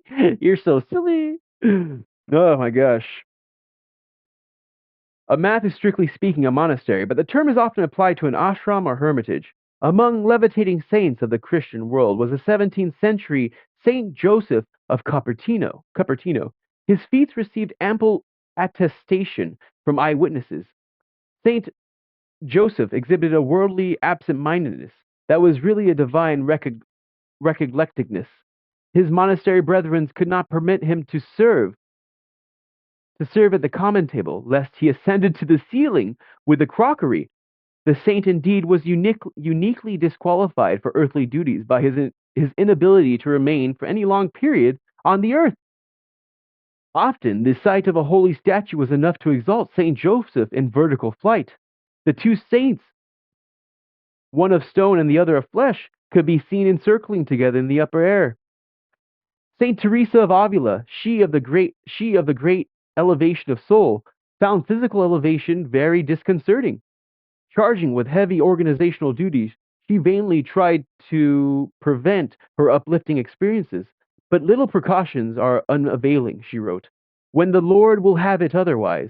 The body of Saint Teresa, which lies in a church at Elba in Spain, has for 4 centuries manifested incorruptibility, accompanied by a perfume of flowers. The site has witnessed innumerable miracles. Here we go, guys. So this is really, really interesting. So we have this absolute miracle, something that's seen as mystical and impossible to occur here in Western studies, right? A man levitating above in the air only because of his mastery over meditation and breath. Like that doesn't really seem to make sense. It doesn't make any sense to me at all, especially as a, how does that make any sense to you? And here we have something that happens often. He says it's not just in westerns in Eastern saints, Hindu saints. It happens in Western saints at all as well. He gives quotes about Saint Joseph of Cupertino. He would be levitating all the time. They couldn't keep him down. Saint Teresa of Avila, dude. Have you guys seen the Infinity Gauntlet from Avengers or whatever? I haven't watched it. I haven't watched any of that crap. I don't watch it. But the Infinity Gauntlet is based off of Saint Teresa of Avila's hand that they keep in Spain. It's still there to this day. It is in a state of incorruptibility. It still smells like flowers. This has happened multiple times. Saint John of the Cross died in like I think like 1593. His body was exhumed in 1893 in a state of incorruptibility. Yogananda, Paramahansa Yogananda, my guru, passed away. You leave Avengers out of this. Troll Lord's like, you leave out Avengers. It's, yeah, exactly, dude. This is what all the great stories are about. This is what it's all about. This is what Marvel is really about. This is what all these superheroes are about. This is why all these great stories come from. It's actually about this. So, like, Yogananda himself, I've been to his grave. I'm over here in Southern California. I went to his tomb where they buried him in a state of perfect incorruptibility. His body was for 20 days. The March 8th, 1952, you can look it up, the coroner's office, they left a notarized letter about the state of Yogananda's body. They've never seen anything like it. After 20 days, no signs of decay, no desiccation of the body, which is drying up the skin cells, no odor. They don't know. They have no idea. A case like Yogananda's, they wrote, is unparalleled. So these things that we see as absolutely mystical, we see them as impossible in the Western mind. It's been done before. This is what I love so much about these teachings. It doesn't just give you a dogmatic statement and it's like you better believe it or else you're just not. No, it backs it up with other ideas and like things that have occurred and how you can do it yourself, and it correlates it with Patanjali's eightfold path and how you can remove the gravity of the body and the grossness of the body and how to achieve that. And it's, I mean, I haven't, I'm still on the ground. I haven't achieved levitation yet, but it just it's fantastic, man. It's so good. One moment. Let me see if I can fix this camera real quick right before we start chapter 8. We'll do chapter 8 about Chandra Bose. You may recognize his last name from Bose Electronics, the Bose headphones. Um, and Yogananda met him and the famous scientist from India.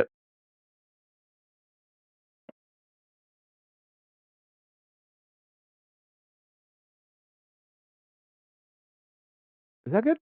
Are you going to move anymore? My God. Okay, cool.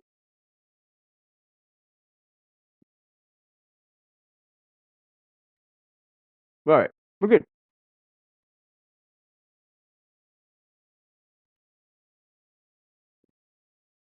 Ah.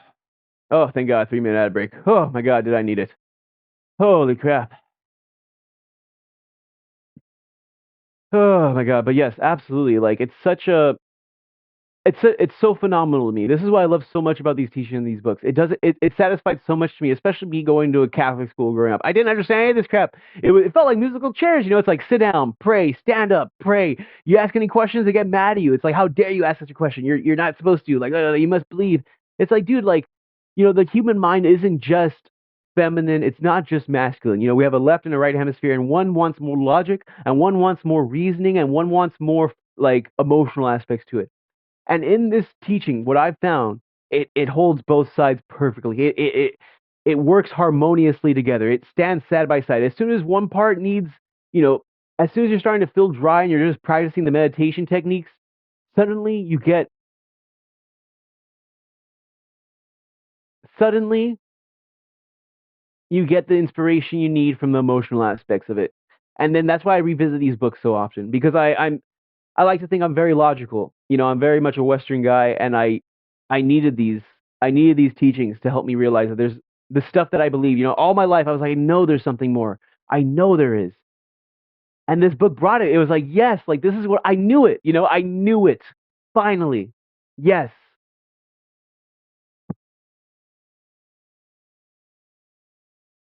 Ah, what a gift. Stuff over here. I probably have like another minute or two before the ads are over.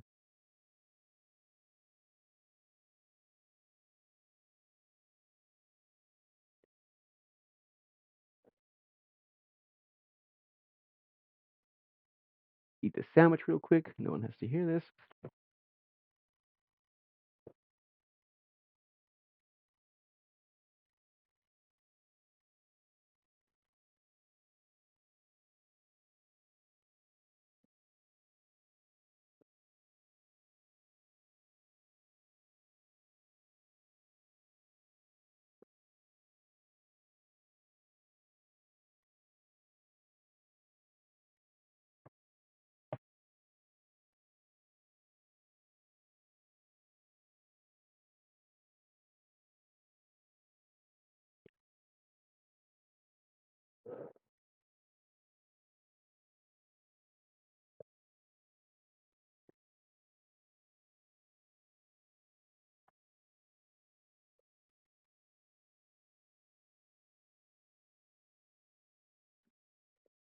Yes, guys. So every Sunday, probably like 2 hours, averaging a couple chapters of Autobiography Yogi until we finish it.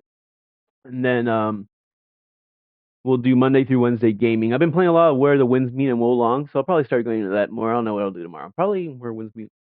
I don't know. But let's continue on with chapter 8 here. That'll probably be the last one. Unless some divine reverie occurs over me. They had a picture of a wink has not touched my eyes. Ah, here we are.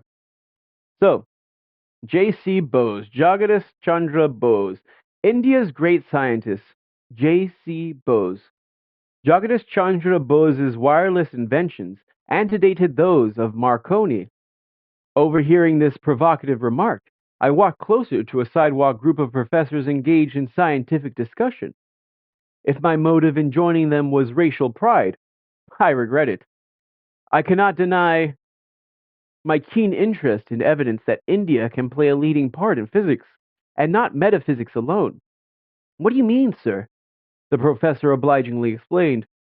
Bose was the first one to invent a wireless coherer and an instrument for indicating the refraction of electric waves. But the Indian scientist did not exploit his inventions commercially. He soon turned his attention from the inorganic to the organic world. His revolutionary discoveries as a plant physiologist are outpacing even his radical achievements as a physicist. I politely thanked my mentor. He added, the great scientist is one of my brother professors at Presidency College. I paid a visit the next day to the sage at his home, which was close to mine. I had long admired him from a respectful distance. The grave and retiring botanist greeted me graciously. He was a handsome, robust man in his 50s, with thick hair, broad forehead, and the abstracted eyes of a dreamer. The precision in his tones revealed the lifelong scientific habit. I have recently returned from an expedition to scientific societies of the West. Their members exhibited intense interest in delicate instruments of my invention which demonstrate the indivisible unity of all life. The Bose crescograph has the enormousness of 10 million magnifications. The microscope enlarges only a few thousand times, yet it brought vital impetus to biological science. The crescograph opens incalculable vistas. A quote by Emerson reads, all science is transcendental, or else passes away. Botany is now acquiring the right theory. The avatars of Brahma will presently be the textbooks of natural history. Oh, voice, how you doing? Raid, woohoo! Ooh, he's reading to us. How you doing? Who rated me? That one girl. What up, that one girl? How you doing? Thanks for the raid. I appreciate you. Yeah. Oh, boys, how you doing? Blue Lobster, what's up? What's up? What's up? Good to see you guys. How you doing? Yes, I'm Super Hash Bros. Yeah, on Sundays, guys, a major part of my life is I feel like a broken record saying this over and over. Good, you're 6%. One day you'll get that 100%. Uh, yeah, I every Sunday I've been reading Autobiography Yoga. I go to temple here. I've been going to this temple for like 10 years. I practice yoga and create yoga every morning and night. It's a major focal point of my life. And I've been feeling as though I should be using my streaming platform to share that as well, since I'm open about everything else. You're so cool. Thank you. Uh, so yeah, these are the pictures of my guru on the walls, and this is the story of his life growing up in India and like how he came to America and spread these teachings of self-realization. Hey, Subash, hope you're having doing great. I'm doing really great. Had a great day at church. Coming here, spreading some spiritual topics and such. Really appreciate the raid, guys. Thank you so much. If you're not following that one girl already, Gaming Gods for Life, the voice, XX Voice, she was an amazing singer on The Voice, got disqualified last minute, then went to X Factor. You check these guys out. They're really, really impressive people. Super duper nice, very supportive. You're gonna see them all the time. Show them some love, they'll show you some love. Oh, yes. Orpheus is still here. Good night, everyone. Had a blast. Oh my God, thank you so much. Guys, please check out the Orpheus as well. They're so, so nice. They've been here the whole time dealing with my nonstop yapping and blabbing. I really appreciate you. Have a good night. They're really, really nice as well. Gaming Mama doing what they can. Since I done stop. Yeah, so we're learning about Yogananda's life growing up. He had these visions of past lifetimes as soon as he was born. His mother on her deathbed gave him this message that was given to her before he was born, explaining that he was going to pretty much leave behind his worldly life and search for his guru to find God or find divinity within self-realization. So he's on this path now. He's about 15, 16 years old. He's found the Tiger Swami who like fought tigers off and then achieved enlightenment.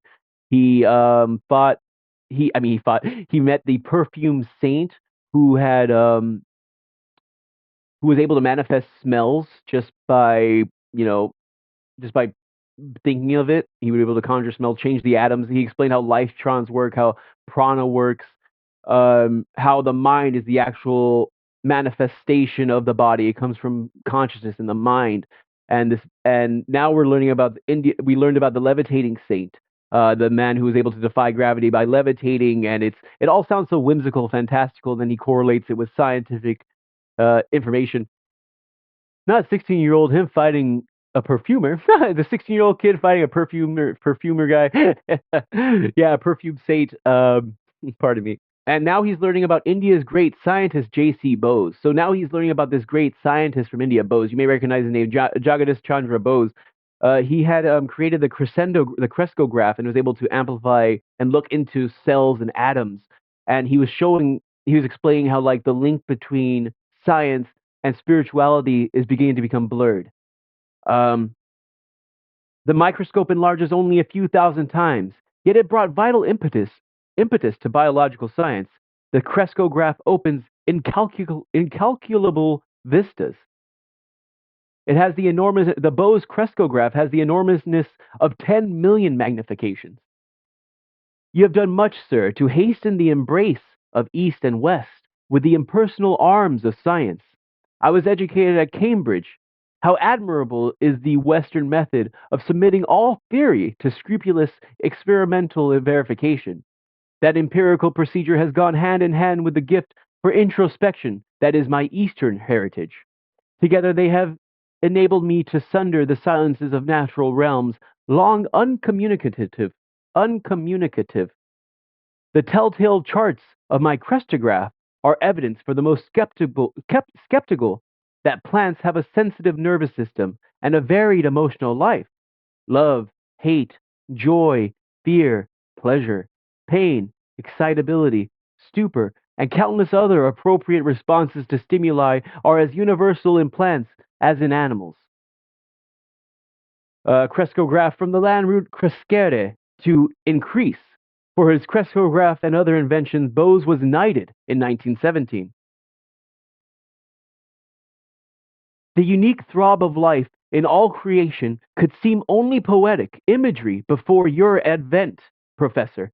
A saint I once knew would never pluck flowers. Shall I rob the rosebush of its pride and beauty?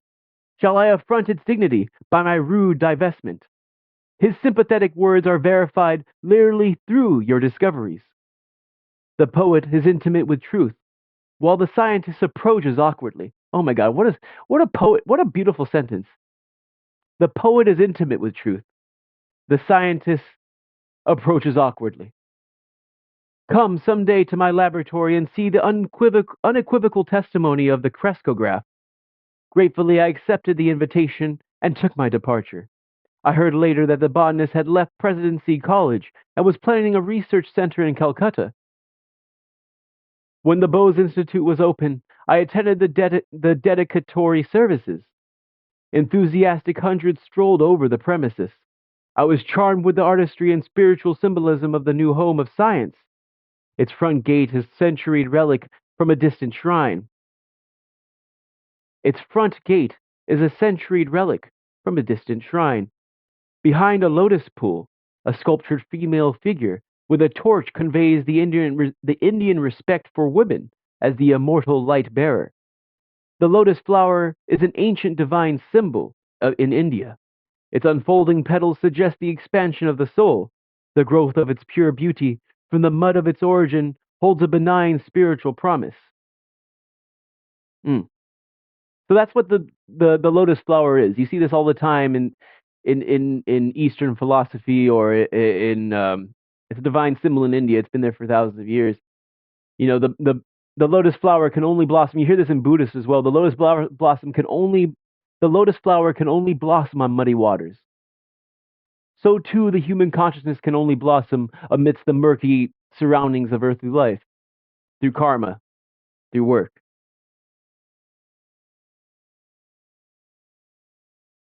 It's so beautiful, so poetic. The poet is intimate with truth, while the scientist approaches awkwardly. Come someday to my library, to my laboratory, and see the unequivocal testimony of the crescograph. Gratefully, I accepted the invitation and took my departure. I heard later that the botanist had left Presidency College and was planning a research center in Calcutta. When the Bose Institute was open, I attended the dedicatory services. Enthusiastic hundreds strolled over the premises. I was charmed with the artistry and spiritual symbolism of the new home of science. Its front gate is centuried relic from a distant shrine, behind a lotus pool. A sculptured female figure with a torch conveys the Indian respect for woman as the immortal light bearer. A small temple in a garden is consecrated to the nomenon beyond phenomena. Thought of the divine incorporeity is suggested by the absence of any alter image. Mm. Thought of the divine incorporeity is suggested by the absence of any alter image. Bose's speech on this great occasion might have issued from the lips of one of the inspired ancient rishis. I dedicate today this institute as not merely a laboratory, but a temple. His reverent solemnity stole like an unseen cloak over the crowded auditorium. In the pursuit of my investigations, I was unconsciously led into the border region of physics and physiology. To my amazement, I found boundary lines vanishing and points of contact emerging between the realms of the living and the non-living. Inorganic matter was perceived as anything but inert. It was a thrill under the action of multitudinous forces. Unholy Quentin, thank you for still being here. A universal reaction seemed to bring metal, plant, and animal under a common law. They all exhibited essentially the same phenomena of fatigue and depression, with possibilities of recovery and of exaltation, as well as the permanent unresponsiveness associated with death. Filled with awe at the stupendous generalization, it was with great hope that I announced my results before the Royal Society, results demonstrated by experiments. But the physiologist present advised me to confine myself to investigations in physics, in which my success had been assured, rather than to encroach on their preserves. I had unwittingly strayed into the domain of an unfamiliar caste system and had offended its etiquette. An unconscious theological bias was also present. which confounds ignorance with faith. It is often forgotten that he who has surrounded us with this ever evolving mystery of creation has also implanted in us the desire to question and understand. Through many years of incomprehension from others, I came to know that the life of a devotee of science is inevitably filled with unending struggle. It is for him to cast his life as an ardent offering, regarding gain and loss, success and failure as one. In time, the leading science In time, the leading scientific societies of the world accepted my theories and results and recognized the importance of the Indian contribution to science. Can anything small or circumscribed ever satisfy the mind of India? By a continuous living tradition and a vital power of rejuvenance, this land has readjusted itself through unnumbered transformations. Indians have always arisen who, discarding the immediate and absorbing prize of the hour, have sought for the realization of the highest ideals in life, not through passive renunciation, but through active struggle. The weakling who has refused the conflict, acquiring nothing, has had nothing to renounce. He alone who has striven and won can enrich the world by bestowing the fruits of his victorious experience.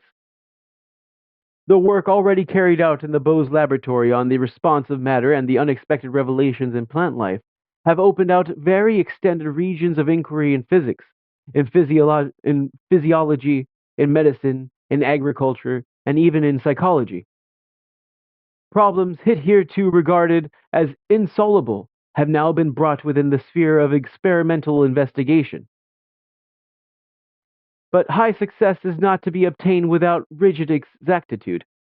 Hence the long battery of supersensitive instruments and apparatus of my design, which stand before you today in their cases in the entrance hall. They tell you of the protracted efforts to get behind the deceptive seeming into the reality that remains unseen, of the continuous toil and persistence and resourcefulness called forth to overcome human limitations. All creative scientists know that the true laboratory is the mind, where behind illusions they uncover the laws of truth. The lectures given here will not be mere repetitions of second-hand knowledge. They will announce new discoveries, demonstrated for the first time in these halls. Through regular publication of the works of this institute, these Indian contributions will reach the whole world. They will become public property. No patents will ever be taken. The spirit of our national culture demands that we should forever be free from the desecration of utilizing knowledge only for personal gain. It is my further wish that the faculties of this institute be available, so far as possible, to workers from all countries. In this, I am attempting to carry on the traditions of my country. As far back as 25 centuries, India welcomed to its ancient universities at Nalanda and Taxila scholars from all parts of the world.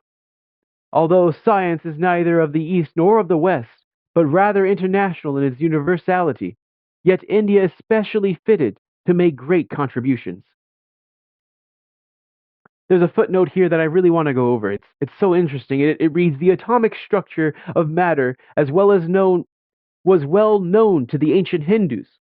One of the six systems of Indian philosophy, Vaisesika, from the Sanskrit root visisas, atomic individuality. One of the foremost Vaisesika expounders was Alukya, also known as Kananda, also called Kanada, the atom eater, born about 2,800 years ago. In an article by Tara Mata in East West, April 1934, a summary of Vaisesika ancient knowledge was given as follows. Though the modern atomic theory is generally considered a new advance of science, it was brilliantly expounded long ago by Kanada, the atom eater. The Sanskrit anu can be properly translated as atom, in the latter's literal Greek sense of uncut or indivisible. Other scientific expositions of Vaisesika treatises of the BC era include 1. The movement of needles toward magnets, 2. The circulation of water in plants, 3. Akash or ether, inert and structureless as a basis for transmitting subtle forces, 4, the solar fire as the cause of all other forms of heat. 5, heat as the cause of molecular change. 6, the law of gravitation as caused by the quality that inheres in earth atoms to give them their attractive power or downward pull. 7, the kinetic nature of all energy, causation, as always rooted in an expenditure of energy or as redistribution of motion. 8, universal dissolution through the disintegration of atoms. 9, the radiation of heat and light rays, infinitely small particles darting forth in all directions which with inconceivable speed, the modern cosmic rays theory. And 10, the relativity of time and space. Vaisesika assigned the origin of the world to atoms, eternal in their nature, i.e., their ultimate peculiarities. These atoms were regarded as possessing an incessant vibratory motion. The recent discovery that an atom is a miniature solar system would be no news to the old Vaisesika philosophers, who also reduced time to its furthest mathematical concept by describing the smallest unit of time, kala, as the period taken by an atom to traverse its own unit of space. Isn't this so phenomenal? Oh, yo, DJ Jake Rod, what up, man? How you doing? Good to see you, brother. Yeah, reading Autobiography Yogi. Dude, I need to use your this guy's the homie, guys. Please check out DJ Jake Rod. He hasn't been streaming for a while. He's a spiritual I mean he's a lyrical genius. This guy is a beat master. He can make amazing music. I just gave him some ideas for like a song for like I was like, oh, I want to have an intro song for my stream, man. Dude, the next day he sends me like 3 or 4 copies of just some stupid random like my name is Super Hash Bro like Indian like rap. It's so good. Like it's super funny. I need to play it for you guys. I can't. I'm streaming from my phone right now, so I can't go to it. But I'll play it for you guys tomorrow. I'm gonna be streaming tomorrow again. We'll be playing normal stuff. Like I'll be playing video games. This is just Sundays, guys. I went to temple in the morning, man. Went to temple in the morning, and then I decided to do some reading. I'm doing this on Sundays now. I'm doing like 2 or 3 chapters of Autobiography Yogi, so I can. I feel really bad just only doing worldly stuff. I need to start using my using my platform to talk about what I really sustains me and what really makes me happy. Good to see you though, man. I really appreciate you stopping by. Thank you. Please check out DJ Jake Rod. Maybe he'll stream again. You never know. So isn't this so phenomenal? The idea that the atom was already known. Like, okay, so let's take this book, for example. This book was published in 1963. I don't remember the exact year. Maybe 1950s. I mean, 19. Oh my God, what am I talking about? 1930. It was like published in 1936. So the atomic theory and like atoms were like super new. It was the cutting edge, the idea of the atom and the theory of relativity. All this stuff was super. We were barely getting discoveries of this stuff. The Vaisesika, these philosophers from 2,800 years ago, 3,000 years ago, we're talking about this stuff already. We're talking about the gravitation of Earth. We're talking about the relativity of time and space. This was not unknown to these guys.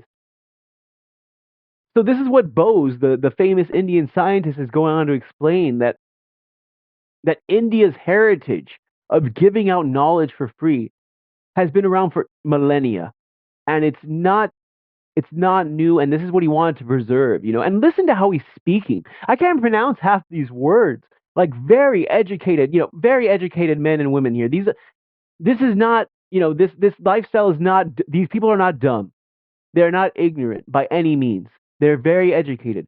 The spiritual path does not bring about, the saintly path does not bring about stupidity, just the opposite. It needs the keenness of intellects.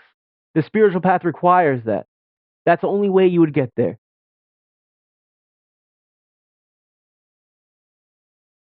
I digress from this incredible speech by Jagadish Chandra Bose. He goes on to say the burning Indian imagination, which can extort new orders out of a mass of apparently contradictory facts, is held in check by the habit of concentration. This restraint confers the powers to hold the mind to the pursuit of truth with an infinite patience. Tears stood in my eyes at the scientist's concluding words. Is patience not indeed a synonym for India, confounding time and the historians alike? I visited the research center again, soon after the day of opening. The great botanist, mindful of his promise, took me to his quiet laboratory. I will attach the crescograph to this fern. The magnification is tremendous. If a snail's crawl will, if the snail's crawl were enlarged in the same proportion, the creature would appear to be traveling like an express train. That's how powerful this crescograph is. 10,000 magnification. It would make a snail look like it was going like a bullet train. My gaze was fixed eagerly on the screen, which reflected the magnified fern shadow, so a shadow of a fern. Minute life movements were now clearly perceptible. The plant was growing, very slowly, before my fascinated eyes. The scientist touched the tip of the fern with a small metal bar. The developing pantomime came to an abrupt halt, resuming its eloquent rhythms as soon as the rod was withdrawn. So he touches it, and the fern stops growing for a moment. He removed it, and it began growing again. You saw how any slight outside interference is detrimental to the sensitive tissues, Bose remarked. Watch. I will now administer chloroform, and then give it an antidote. The effect of chloroform discontinued all growth. The antidote was revivifying. The evolutionary gestures on the screen held me more raptly than A movie plot. My companion, here in the role of a villain, thrust a sharp instrument through a part of the fern. Pain was indicated by spasmodic flutters. When he passed a razor partially through the stem, the shadow was violently agitated, then stilled itself with the final punctuation of death. By first chloroforming a huge tree, I achieved a successful transplantation. Usually, such monarchs of the forest die very quickly after being moved. Jogadis smiled happily as he recounted the life-saving maneuver. Graphs of my delicate apparatus have proved that trees possess a circulatory system. Their sap movement correspond to the blood pressure of animal bodies. Oh my gosh. Isn't that interesting? Jogadis smiled happily as he recounted the life-saving maneuver. He's like, this is how these forests, he's like, these giant trees, I was able to transplant them easily because they resemble that, their sap movements resemble that of blood in the human body. Graphs of my delicate apparatus have proved that trees possess a circulatory system. Their sap movements correspond to the blood pressure of animal bodies. The ascent of sap is not explicable on the mechanical grounds, ordinarily advanced, such as capillary attraction. The phenomenon has been revealed through the crescograph as the activity of living cells. Peristaltic waves issue from a cylindrical tube, which extends down a tree, which serves as an actual heart. The more deeply we perceive, the more striking becomes the evidence that a uniform plan links every form in manifold nature.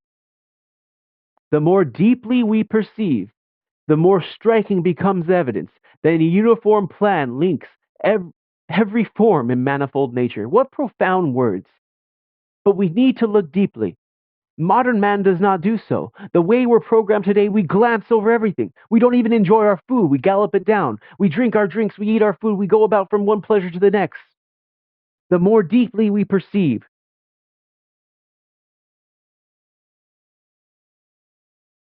the more striking becomes evidence that a uniform plan links every form in manifold nature.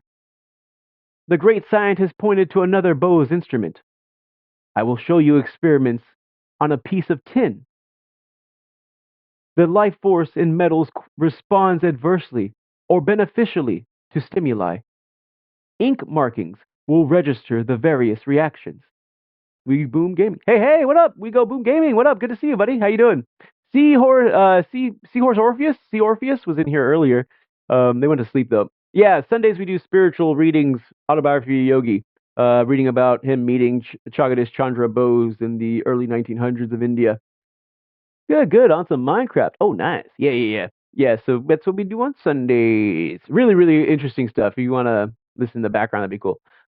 I uh, I talked to them earlier too. Oh yeah, they're super supportive, dude. I checked out their stream. They're like a parent, right? I was like hearing their baby in the background of their stream. I was like, oh my god, like wow, you're amazing. I really give props to people who are like streaming and their parents and stuff. It's like wow. Oh man, it's really intense.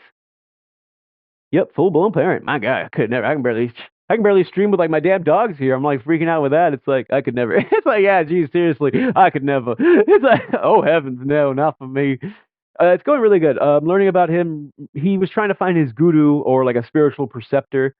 He met all these various Indian saints, one of whom that he believed was a saint was a great scientist, Jagadish Chandra Bose. You may recognize his last name, Bose, um, who's describing the the correlations between science and spirituality, between science and religion, and how they meet in the middle and the blurring points between it. It's really really good. I really appreciate you stopping by, guys. Please check out We Go Boom Gaming. Really good people, super good streamer, very lurker friendly, really good to watch. Give them some love; they'll give you some love back. The more deeply we perceive, the more striking becomes evidence that a uniform plan links every form and manifold nature.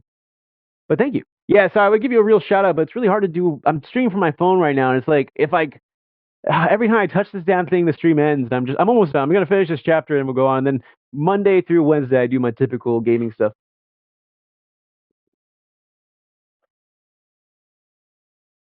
Sorry, we gotta do the old verbal shout outs. It's an old car manual. Oh, thank you so much, Droll Lord. Appreciate you. Yeah, Droll Lord also streams. Check out We Go Boom Gaming. You would like him too, Droll Lord. You can learn a few things from him, Droll Lord. Learn a lot of things from him, actually. Never mind. Bye. I'm just kidding, dude. I'm just kidding. So he's talking about Bose right now. He uses his Crescograph. Thank you. He uses his Crescograph. This is the early 1900s to 10,000 times magnify a fern plant, and he was showing that just touching the fern plant stopped it from growing, and he was able to see every little life force movement from this plant. And it was like, my God, it's super. It's like very much alive. We just can't see it. And then he shows like when he kills it, it's scared. It feels pain. It shakes, and then it dies.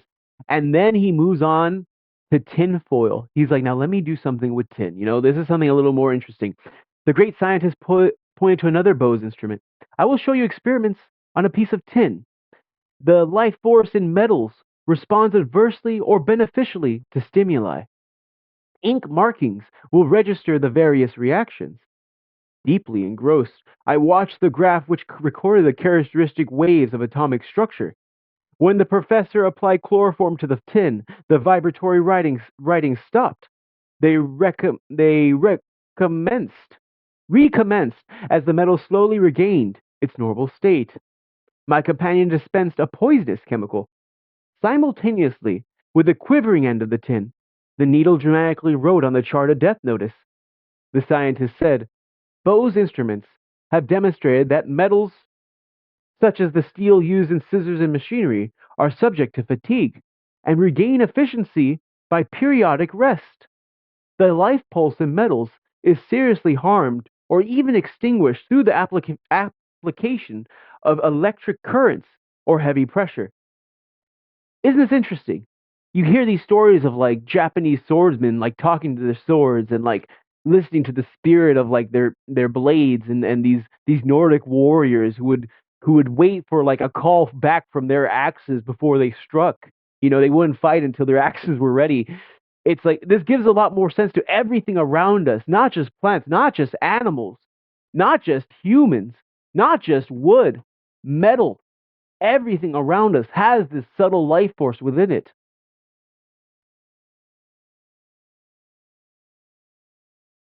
I looked around the room at the numerous inventions.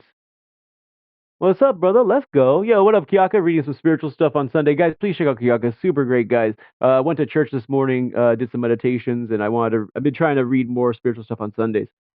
Almost done, almost done. Strap on in.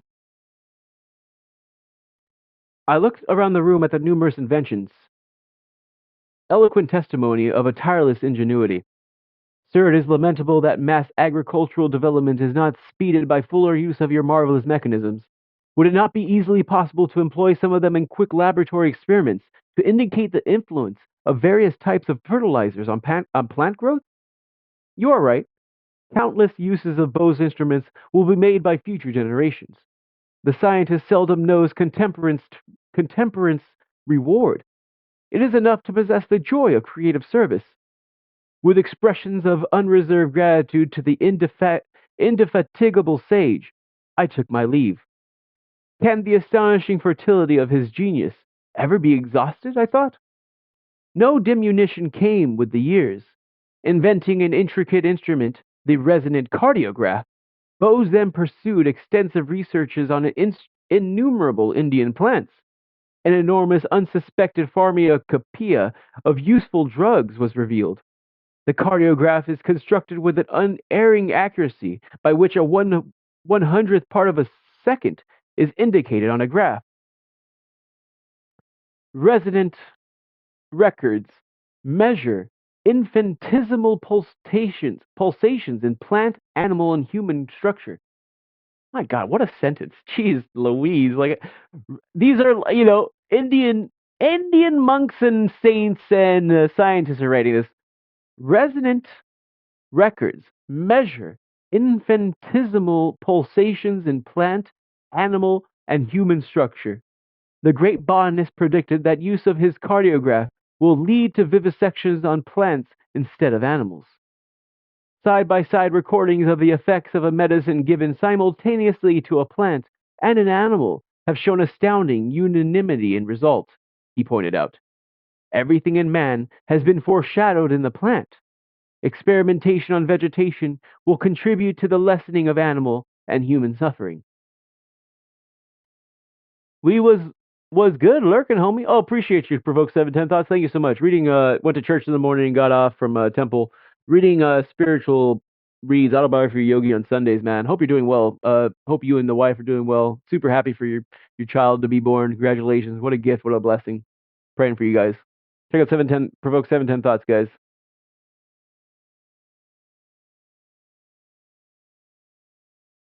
Mm.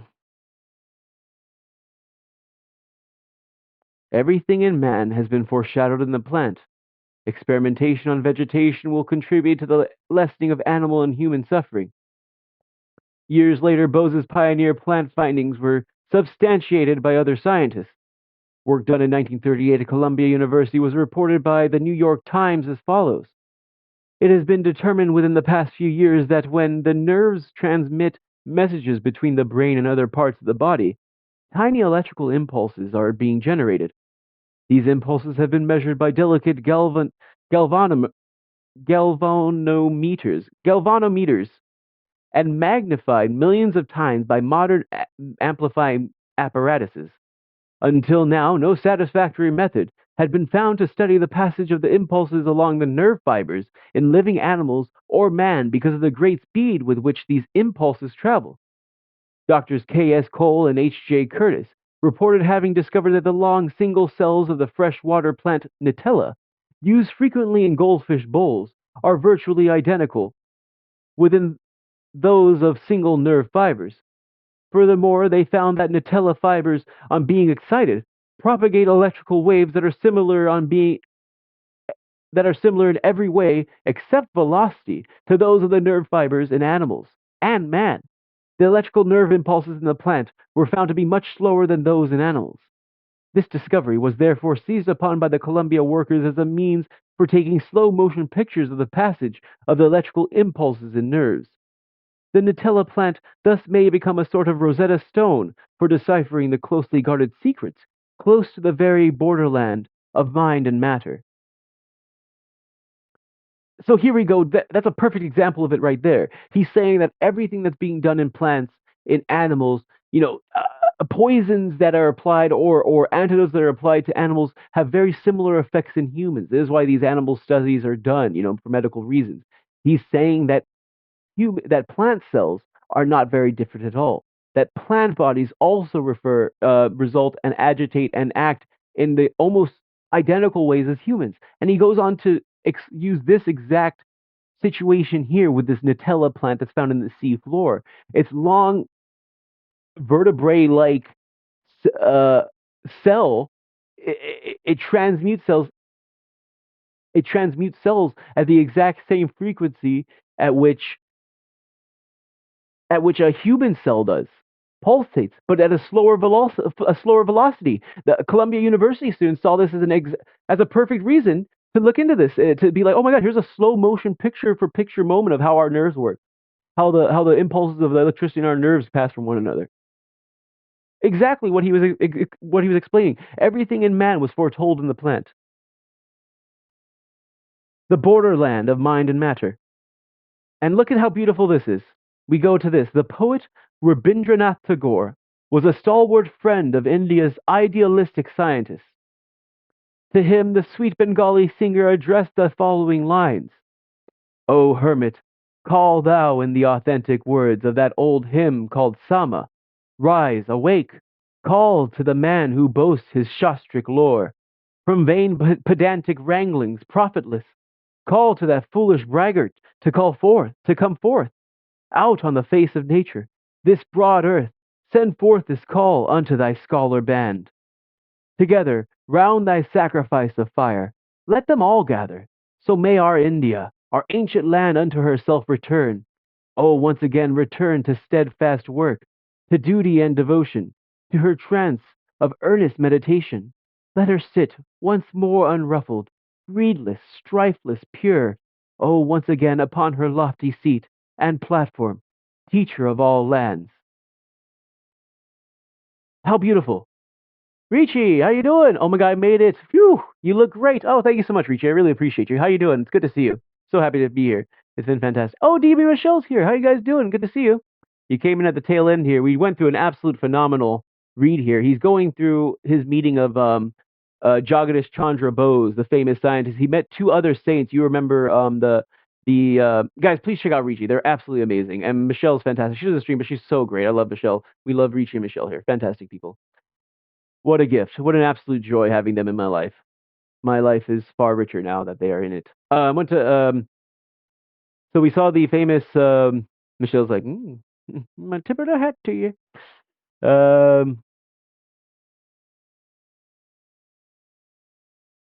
so he saw the perfume stain he didn't like. It was far too wonderful. He met the tiger swami who would literally fight tigers. He was given absolute riches after fighting this crazy tiger, and he taught that the body is literally a manifestation of the mind.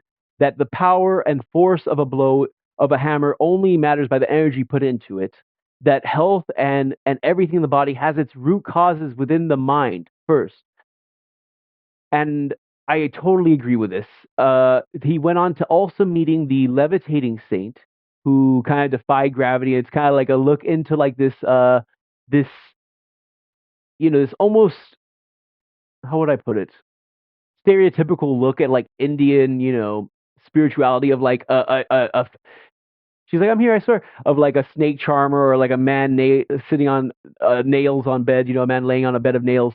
This man would levitate, and they explained it as to how, and it correlated with Saint Teresa of Avila, a Catholic mystic who would also be seen levitating above the walls. Oh, and Holy Quinn, thank you for being here. Oh, Richie, you're so nice. She would levitate, and she would explain like, it happens with devotion. Like we defy laws. It's done this way, and it talks about the incorruptibility of her hand when these miracles that occurred when Saint Teresa's hand is still held in a gauntlet that looks like the Infinity Gauntlet from frickin' Avengers End War, whatever the heck that stupid movie's called. They have that glove with her arm, which is still incorruptible, has still not like in a state of incorruptibility in this Roman temple. Thanks for the shout out. So nice. And it's so interesting. Like it's so interesting when they mix this side of like miracles, stuff like that is wild. Yeah, it's unexplainable. Like my guru Yogananda's life, he passed away. I've been to his gravesite. I've seen his body there. It's covered in a bronze casket. When he died, he was in a state of incorruptibility for 20 days. When he passed, the coroners, I have the letter there in the Discord under the spiritual section and also in the reading. It shows the notified letter by the coroner's office in 1952. They don't know how his body. They have an unparalleled notification. They don't know how his body stood like that. They don't know what happened. So we go on to this, and then he goes on to this is so fantastic. We go on with all these amazing miracles, these crazy, unbelievable stuff, especially coming from a Western mind of like unbelievable possibilities. No way. What are you talking about? That can't happen. And then he goes to Jagadish Chandra Bose, the famous scientist, and he talks about this. He opens this new this amazing instrument that magnified 10,000 times the normal magnification process. My body too won't disintegrate either, but because vodka. Ah, good, good for you. Um, this magnification device, the crescendograph, was able to look into new worlds. He showed the fern. As soon as he would magnify, and he showed the fern plant moving so much with growth. You know, it wasn't invisible anymore. And then you would touch the fern with like a metal rod, and it would stop growing. And then he stabbed it. It frailed. It was scared. He did the same thing to tin. He went to tin metal, and he showed how it would pulsate when it was being hit with acid, and when hit with favorable materials, it wouldn't pulse as much. It wasn't scared anymore. He showed that this life force within all plants and animals is also within humans and rocks and what we consider to be immute, not living. And it's, he's like, I came into this path trying to find the laws to matter, and I found instead these invisible borderlines merging together. I found like meeting points finding all together.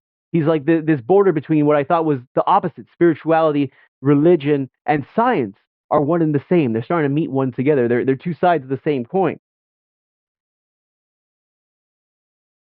And then it ends with this beautiful, this very scientific lecture about science and chemicals, and it's very, very much masculine, left hemisphere. And then it goes with the opposite. It goes to like a feminine, beautiful Rabindranath Tagore's poetry, talking about how much spirituality was. No way, Tim Allen fan club with a raid. Thank you so much for the raid, dude. We're doing a spiritual reading today. How was your stream? Welcome in, guys. If you need a raid and run, I understand this is not your typical. I usually game Monday through Wednesday. Sundays I'm doing spiritual readings from Autobiography Yogi. I go to temple in the mornings and I read. How are you guys? Welcome in. I'm Super Hash Bros 95. I like to play the games. I like to do the meditations. I'm a little weird. It's okay. I'm sure you are too. Um, hope you're well. Hope you're well. It was chill, Jazzy Dwarf Fortress Sunday stream a town. Oh, what a class act, huh? You gonna What an absolute class act. Where are you gonna find a guy like this? Yeah, I'll be back Monday through Wednesday with like probably gonna be doing where winds meet and Wolong Fallen Dynasty. So that will be fun. But today, if you want to leave, I understand. But if you want to hang out in the background, it's almost done. I'm just going to finish this chapter here. We're going to explain why this is sincere. Um, so he read this beautiful poem talking about how India needs to return to its lofty seats. Um, yeah, I'm gonna be gaming tonight. Well, I'm not gonna stream. After I finish this, I'll raid out and then just play some games off stream. If you guys want to hang out in Discord, or maybe I'll hang out in whatever, play some games. Droller's in the Discord right now. If you want to go make fun of him, he's at work. So this beautiful poem talking about how, telling Jagdish Chandra Bose to use this science to stimulate and to rouse the spiritual ambition in all the masses. He's like, of earnest, he's like, together round thy sacrifice of fire, let them all gather, so may our India, our ancient land, unto herself return. Oh, once again, return to steadfast work, to duty and to devotion, to her trance of earnest meditation. Let her sit once more unruffled, greedless, strifeless, pure. Oh, once again, upon her lofty seat and platform, teacher of all lands. In ancient times, India was kind of like the focal point where everyone would go for the basic, knowledge of science, spirituality, uh, astrology. And then the footnote here reads, translated by Mamohan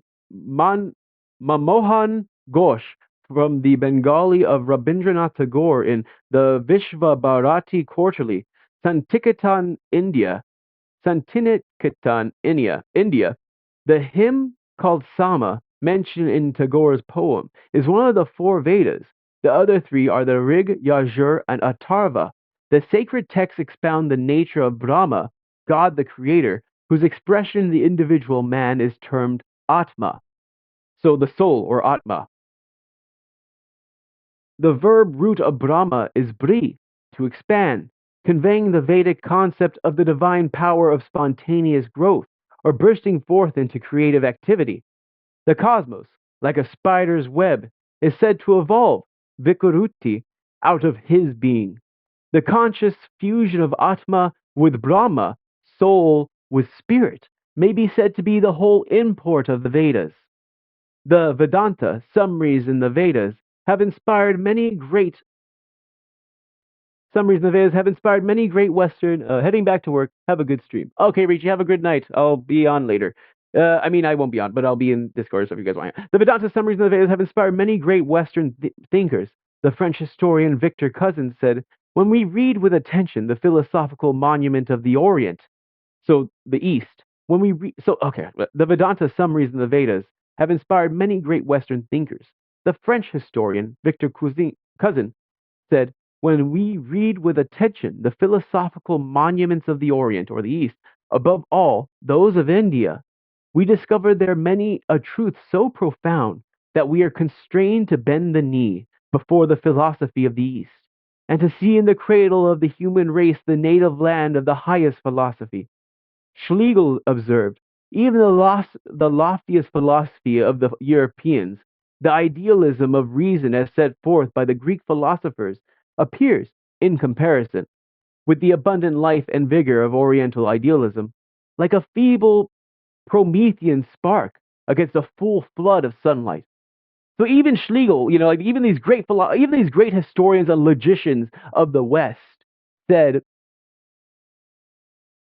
that all the idealism, all the loftiest ideals of European ideals, even of the Greek, seems like a little spark. He even made a joke, like what wit and humor, like oh my god. He's like he even said like a feeble Promethean spark against a flood of sunlight. The famous story of Prometheus stealing the fire from the gods and bringing it to men. See, he used that. What a quick little, nod. Seemed like a feeble Promethean spark against a full flood of sunlight, the sunlight that is Vedanta. What is the Vedas? What is Indian philosophy? In the immense literature of India, the Vedas, root Ved, or to know, are the only text to which no author is ascribed. The Rig Veda, chapter 10, verses 90 and 9, assign a divine origin to the hymns, and tell us, chapter 3, verses 39 2, they have come down from ancient times, reclothed in a new language, divinely revealed from age to the rishis, or the seers. The Vedas are said to possess nityava, or timeless finality. Tommy Hawk, what up, dude? Doing some spiritual reading here. The Vedas were a revelation by sound, or directly heard, shruti, by the rishis. It is essentially a literature of chant and recitation for millenniums. Therefore, the 100,000 couplets of the Vedas were not written down, but were orally transmitted by Brahmin priests. Paper and stone alike are subject to the obliterating effects of time. The Vedas have persisted down the ages because the rishis understood the superiority of mind over matter as a proper means of transmittal. What can excel the tablets of the heart? I can see that. Interesting stuff. You're interesting stuff, dude. Check out Tommy Hawk, guys. He's a family man, super good guy. He does a bunch of cool stuff. He streams a lot of everything. You might see him doing Pokemon. You might see him doing Fallout. I was lurking on him while I was at work yesterday. Super nice guy. Check him out. He'll check you out. By observing the particular order, Anupurvi, in which the Vedic words occur, and with the aid of phonological rules for combinations of sound, sandhi, and for the relation of letters, sanatana, and by proving in certain mathematical ways the accuracy of the memorized texts, the Brahmins have uniquely preserved from a dim antiquity the original purity of the Vedas. Each syllable, akshara, of a Vedic word is endowed with significance and efficiency.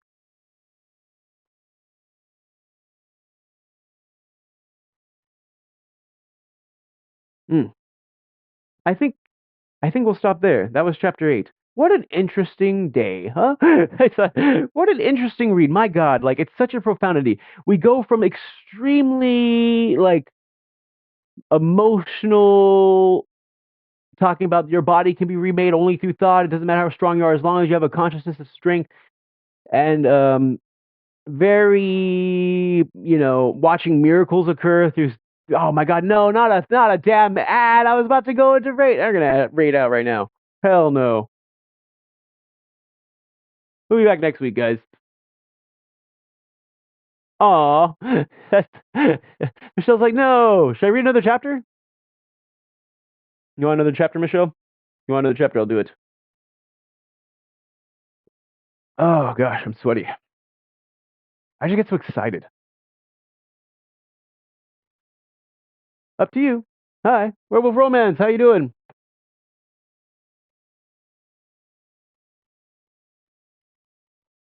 Okay, fine. We'll do one more chapter. Since Michelle's begging me. Oh my gosh.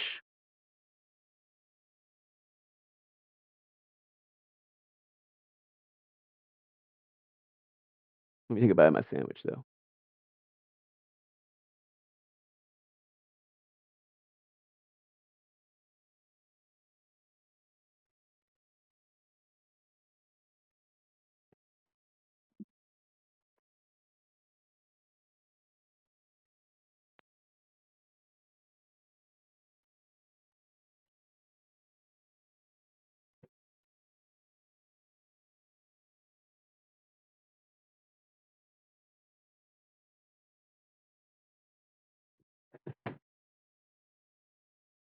Ah,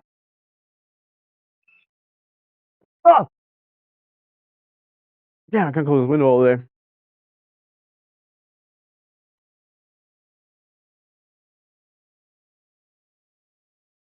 Oh, Werewolf Romance. I'm sorry to hear you're sick. I know you have some chronic illness. Werewolf Romance is really nice, guys. Due to certain situations, they're not vegan, but they would be. Yeah, I'm reading Autobiography of a Yogi. Nom nom. Yeah, sorry, I had to eat. I'm hungry. I don't know if you're still there, Werewolf Romance. My bad. I let my dogs in because they're crying because they heard me eating and they want to be around me while I eat. I'm reading Autobiography of Yogi, and it's like a super amazing. I love vegans. We love vegans here. Hell yeah. Um, um, it's like it's like top 100 spiritually enlightening books of all time by Time Magazine, 1960, I think. Um, it changed my life completely. From like a super typical Western male dude chasing after, you know, pleasures and, you know, not really questioning anything with a spiritual aspect into you know, becoming a vegetarian and eventually adopting a vegan lifestyle and meditating every day, going to temple every Sunday. So this is what we're reading now. Oh, good, that breaks over. All right, we'll do one more silly little chapter just because I also love this chapter so much. It's so beautiful. It talks about like divine romance, what it means, you know, to really to love, like not just to not that, but like what is divine love? What does it mean? This chapter really this book really helped me open up windows to my heart that I haven't felt in years because what I really like, my mother passed away when I was really young. My mother passed away when I was 12. Yogananda's mother passed away when he was 11. How he reacted and how I reacted was the total opposite. You know, he was like, "Why would the Divine Mother take her away from me?" I have to be really careful getting into. Oh, Nene, how you doing, Nene? Good to see you. Hope you're doing well, guys. Please check out Nene. She's super, super nice, very cute, very sweet. I have to be really careful getting into spiritual religious stuff because I have schizophrenia. Oh my God, I'm so sorry. Okay, well, be careful. Don't if this is gonna affect you negatively. Do not if it's bad for you or if it triggers you anyway. Please don't be here. But I really appreciate you stopping by. Got a lot of love for you. Thank you. Um, hope you are as well. I'm doing well. I'm doing well. Yeah, yeah, having a good one. Went to temple in the morning, meditating and stuff now. Um, like he started pursuing God even more with the fervor of his lost mother. He's like, I need to find who put. Was nice to see you. Love your shirt. Thank you so much for stopping by. Thank you for the shirt. Thank you for complimenting. It's an apple. Nice. Um, so yeah, it's only on Sundays too. Every other day I'll just play. Monday through Wednesday I'll be doing video games, but Sundays spiritual stuff. Um, he like his mom passed away and he wanted to die. He's like the world was barren to the bones without my greatest friend, my mother, whose eyes were the solace of my trifling tragedies of childhood. He's like, I didn't want to live. And I totally understood that. When I was 11, yeah, life was 12, you know, 13, my life was a mess. I was like, man, I need to get my life together. Like I didn't want to go to school. Everything seemed pointless. Oh, sorry. My fucking This is why I can't. This is why I can't with you guys because I open the door and then my sister gets mad at me. um, and like he went through something very, very similar. He was very human. He was very depressed. He was very sad. And then he was like, I need to find her. I'm not gonna stop until I find her. And so he spent days meditating, like out, 6 hours at a time, 8 hours at a time, days meditating until he found her. And then eventually it came to her. He's like, this vision came and it's like, look at my eyes. These are the eyes you've been looking for. This I've been the one who's watching over you in various lifetimes in the form of all your mothers. And that, it was unbelievable. I was kind of like, what? Like, and so like this really it really helped me open a part of my heart that I thought was like gone. Like I didn't think I would ever feel this way again. I didn't really understand it ever again. And it was like, oh man, it was so beautiful, an aspect of God as the mother. It was so unfamiliar to me in my Western mind. As long as my dog, here, you want to go up? Here, come on. Let me get my dog on the bed real quick. I'm so sorry, guys. Come here. No, no, no. We're not going to play. Come on. You want to go on the bed?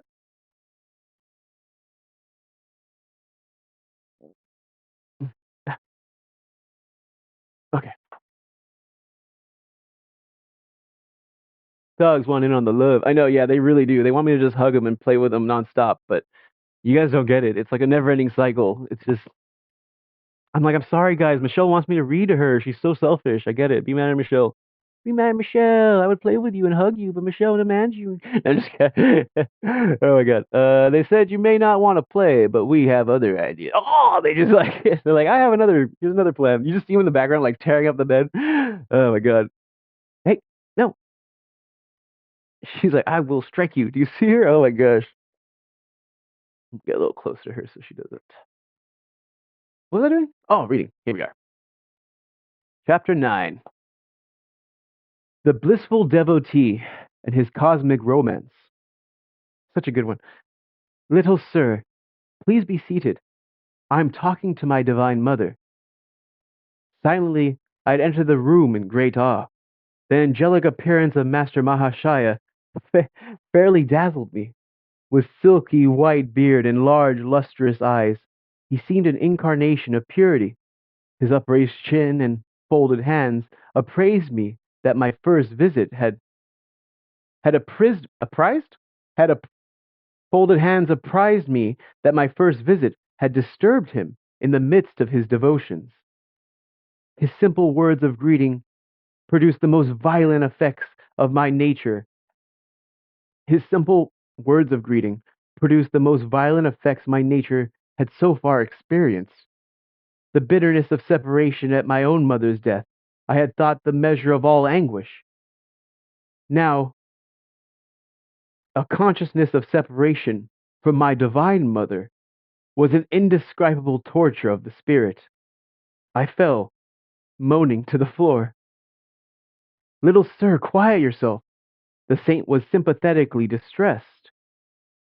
Abandoned in some oceanic desolation, I clutched his feet as the sole raft of my rescue. Holy sir, thine intercession, ask divine mother if I find any favor in her sight. The sacred promise of intercession is one not easily bestowed. The master was constrained to silence. Beyond reach of doubt, I was convinced that Master Mahashaya was in intimate converse with the Universal Mother. It was deep humiliation to realize that my eyes were blind to her, who even at this moment was perceptible to the faultless gaze of the saint. Shamelessly gripping his feet, deaf to his gentle remonstrances, remonstrances, remonstrations, I besought him again and again for his intervening grace. I will make your plea to the beloved. The master's capitulation came with a slow, compassionate smile. What power in those few words, that my being should know release from its stormy exile. Sir, remember your pledge. I shall return soon for her message. Joyful anticipation rang in my voice, which only a moment ago had been sobbingly choked with sorrow. Descending the long stairway, I was overwhelmed by memories. This house in Calcutta at 50 Amherst Street, Now the residence of Master Mahashaya had once been my family home, the scene of my mother's death. As you may recall from earlier chapters, he moved around often. His father was the vice president of the Nagpur Railroad Company, so he often moved from house to house.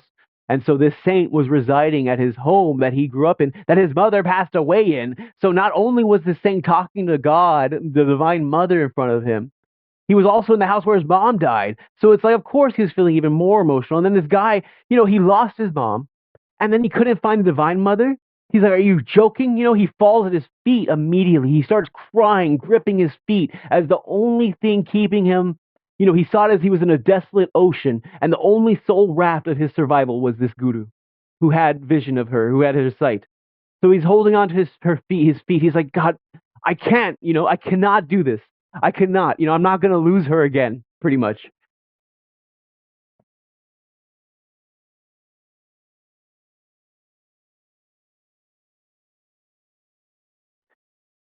Descending the long stairway, I was overwhelmed by memories. This house in Calcutta at 50 Amherst Street, now the residence of Master Mahashaya, had once been my family home, the scene of my mother's death. Here, my human heart had broken for the vanished mother, and here today my spirit had been as though crucified by the absence of the Divine Mother. Hollowed walls, silent witness of my grievous hurts and final healing. Headed to bed. Have a good night, all. Have a great rest of stream, Ash. Thank you so much, Unholy Quinn. Thank you for being here this whole time. You're so sweet. Please check her out. My steps were eager as I returned to my home. Seeking the seclusion of my small attic, I remained in meditation until 10 o'clock. The darkness of the warm Indian night was suddenly lit with a wondrous vision. Haloed in splendor, the Divine Mother stood before me. Her face, tenderly smiling, was beauty itself. Always have I loved thee. Ever shall I love thee. The celestial tones were ringing in the air. She disappeared. The sun on the following morning had hardly risen to an angle of decorum when I paid my second visit to Master Mahashaya. Climbing the staircase in the house of poignant memories, I reached his fourth floor room. The knob of the closed door was wrapped around with a cloth, a hint, I felt, that the saint desired privacy. As I stood irresolutely on the landing, the door was opened by the master's welcoming hand. I knelt at his holy feet. In a playful mood, I wore a solemn mask over my face, hiding the divine elation. "Sir, I have come, very early, I confess, for your message. Did the beloved mother say anything about me?" Mischievous little sir. Not another remark would he make. Apparently, my assumed gravity was unimpressive. Why so mysterious, so evasive? Do saints speak? Do saints never speak plainly? Perhaps I was a little provoked. "Must you test me?" No, he probably said it more sweetly. "Must you test me?" His calm eyes were full of understanding. "Might I add a single word this morning to the assurance you received last night at 10 o'clock from the beautiful mother herself?" Master Mahashaya possessed control over the floodgates of my soul. Again I plunged prostrate at his feet, but this time my tears welled from a bliss, and not a pain, past bearing. Think you that your devotion did not touch the infinite mercy? The motherhood of God, which you have worshipped in forms both human and divine, could never fail to answer your forsaken cry. Who was the simple saint whose least request to the universal spirit met with sweet acquiescence? His role in the world was humble, as befitted the greatest man of humility I ever knew. In this Amherst Street house, Master Mahashaya conducted a small high school for boys. Master Mahashaya means these are respectful titles by which he was customarily addressed. His name was Mahendra Nath Gupta. He signed his literary work simply as M. No words of chastisement passed his lips. No rule or ferule maintained his discipline. Higher mathematics indeed was taught in these modest classrooms, and a chemistry of love absent from the textbooks. He spread his wisdom by spiritual contagion rather than by impermeable precept. He spread his wisdom by spiritual contagion rather than impermeable precept. Consumed by an unsophisticated passion for the Divine Mother, the saint no more demanded the outward forms of respect than a child.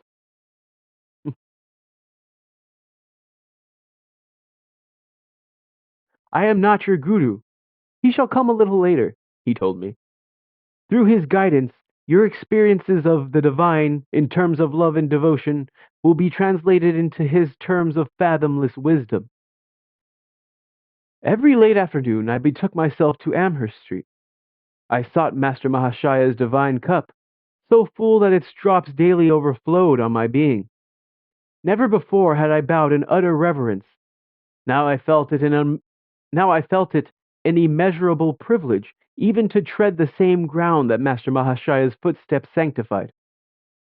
Sir, please, wear this pink, wear this champak garland I have fashioned especially for you. I arrived one evening holding my chain of flowers, but shyly he drew away, repeatedly refusing the honor. Perceiving my hurt, he finally smiled consentingly. He finally smiled consent. Since we are both devotees of the Mother, you may put the garland on this bodily temple, as offering to her who dwells within. His vast nature lacks space in which any egotistical consideration could gain foothold. My God, what an talk about humility! Like this man who obviously opened up a spiritual avenue for this place. Oh, Catholic, thank you so much for the lurk, buddy. I appreciate you being here. Like he has like such a high spiritual level. He's achieved such a high spiritual level. He's so humil. You are playing in my great reading, my friend. Thank you so much, man. I really, really appreciate it. He's achieved such a high spiritual status. He said he's required no more outward respects than a child. He was so humble. And he one time, Yogananda just wanted to get this little a garland, champak garland, just like some flowers, dried flowers. Wanted to put on his head as a sign of thanks and reverence and devotion. It's very customary in India, and he turned away. He refused. He refused multiple times, and Yogananda felt discouraged. He was like, "Oh, gee, he doesn't want my gift," and he perceived the hurt. He never told him. He perceived the hurt, and then he said, "I will allow you to put it on this bodily temple because of the mother that resides within, that also resides within you." It's like, my God, you know what? Like, oh, like this is since we are both devotees of the mother, you may put the garland on this bodily temple as offering to her who dwells within. His vast nature lacked in space in which any egotistical consideration could gain foothold. Let us go tomorrow to Dakshineswar to the temple of Kali, forever hallowed by my guru. The saint was a disciple of a Christ-like master, Sri Ramakrishna Paramhansa. The 4-mile journey on the following morning was taken by boat on the Ganges. We enter the 9-domed temple of Kali, where the figures of the Divine Mother and Shiva rest on burnished silver lotus, its thousand petals meticulously chiseled. Master Mahashaya beamed in enchantment. He was engaged in his inexhaustible romance with the beloved.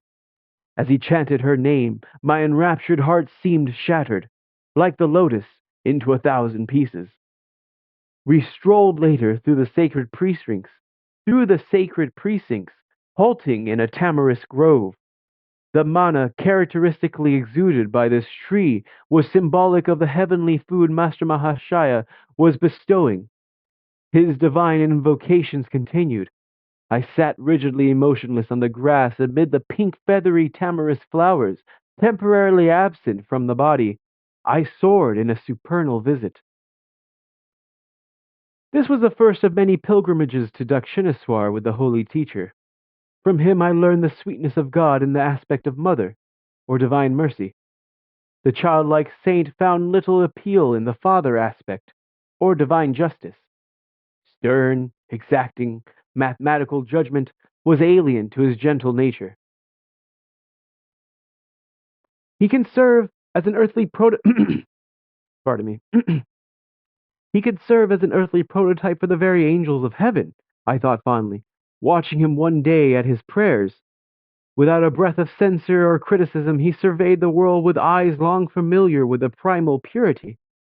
His body, mind, speech, and actions were effortlessly harmonized with his soul's simplicity. My master told me so. Shrinking from personal assertion, the saint usually ended his sage counsel with this tribute. My master told me so. So deep was his sense of identity with Sri Ramakrishna that Master Mahashaya no longer considered his thoughts to be his own. Hand in hand, the saint and I walked one evening on the block of his old school. My joy was dimmed by the arrival of on the block of his school. My joy was dimmed by the arrival of a conceited acquaintance. He burdened us with a lengthy discourse. I see this man doesn't please you. The saint's whisper to me was unheard by the egotist, spellbound by his own monologue. Oh God, sounds like me. I have spoken to Divine Mother about it. She realizes our sad predicament. As soon as we get to yonder red house, she has promised to remind him of more urgent business. My eyes were glued to the sight of salvation. Reaching its red gate, the man unaccountably turned and departed, neither finishing his sentence nor saying goodbye. Peace descended on the assaulted air. Another day found me walking alone near the Howrah railway station. I stood for a moment by a temple, silently criticizing a small group of men with drum and cymbals who were violently reciting a chant. How devotionally they use the Lord's divine name in mechanical repetition, I reflected. Suddenly, I was astonished to see Master Mahashaya rapidly approaching me. Sir, how come you here? The saint, ignoring my question and answering my thought. Isn't it true, little sir, that the beloved's name sounds sweet from all lips, ignorant or wise? He passed his arm around me affectionately. I found myself carried on his magic carpet to the merciful presence. Would you like to see some bioscopes? Pardon me.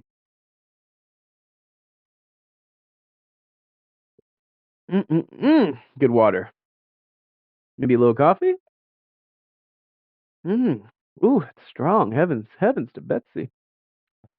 Would you like to see some bioscopes? This question one afternoon from the reclusive Master Mahashaya was mystifying to me. The term was then used in India to signify motion pictures. I agreed, glad to be in his company in any circumstances. A brisk walk brought us to the garden fronting Calcutta University. My companion indicated a bench near the Goldagi, the Goldagi pond. Oh, near the Goldagi or pond. Let us sit here for a few minutes. My master asked me to meditate whenever I saw an expanse of water. Here, its placidity reminds us of the vast calmness of God. As all things can be reflected in water, so the whole universe is mirrored in the lake of the cosmic mind. So my Guru Deva often said. Guru Deva means divine teacher, the customary Sanskrit term for one spiritual preceptor. Deva, or God, combined with Guru, illumined teacher, indicates profound reverence and respect. I have rendered it in English as simply master. So my Guru Deva often said. Soon we entered a university hall where a lecture was in progress. It proved abysmally dull, though varied occasionally by lantern slide illustrations, equally uninteresting. So this is the kind of bioscope the master wanted me to see. My thought was impatient, yet I would not hurt the saint by revealing boredom in my face. But he leaned toward me confidently. I see, little sir, that you don't like the bioscope. I have mentioned it to Divine Mother. She is in full sympathy. She tells me that the electric lights will now go out and won't be relit until we have a chance to leave the room. As his whisper ended, the hall was plunged into darkness. The professor, whose strident voice has been stilled for a moment in astonishment, said, The electrical system of this hall appears to be defective. By this time, Master Mahashaya and I were already across the threshold. Glancing back from the corridor, I saw that the hall was again illuminated. Little sir, you were disappointed in that bioscope, but I think you will like a different one. The saint and I were standing on the sidewalk in front of the university building. He sent, he sle- he gently slapped my chest over the heart. A transforming silence ensued, just as the modern talkies becoming inaudible motion pictures when the sound apparatus goes out of order. So the divine hand, by some strange miracle, stifled the earthly bustle. Pedestrians, as well as passing trolley cars, automobiles, bullock carts, and iron wheeled hackney carriages, were all in noiseless transit, as though possessing an omnipresent eye. I beheld the scenes that were behind me, and to each side, as easily as those in front. The whole spectacle of activity in that small section of Calcutta passed before me without a sound. Like a glow of fire dimly seen beneath a thin coat of ashes, a mellow luminescence permeated the panoramic view. What a beautiful sentence.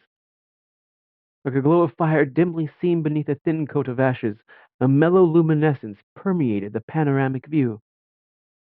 My own body seemed nothing more than one of the many shadows, though it was motionless, while the others flitted mutely to and fro. Several boys, friends of mine, approached and passed on. Though they had looked directly at me, it was without recognition. The unique pantomime brought me an inexpressible ecstasy. I drank deep from some blissful fount, from some blissful fount. Suddenly my chest received another soft blow from Master Mahashaya. The pandemonium of the world burst upon my unwilling ears.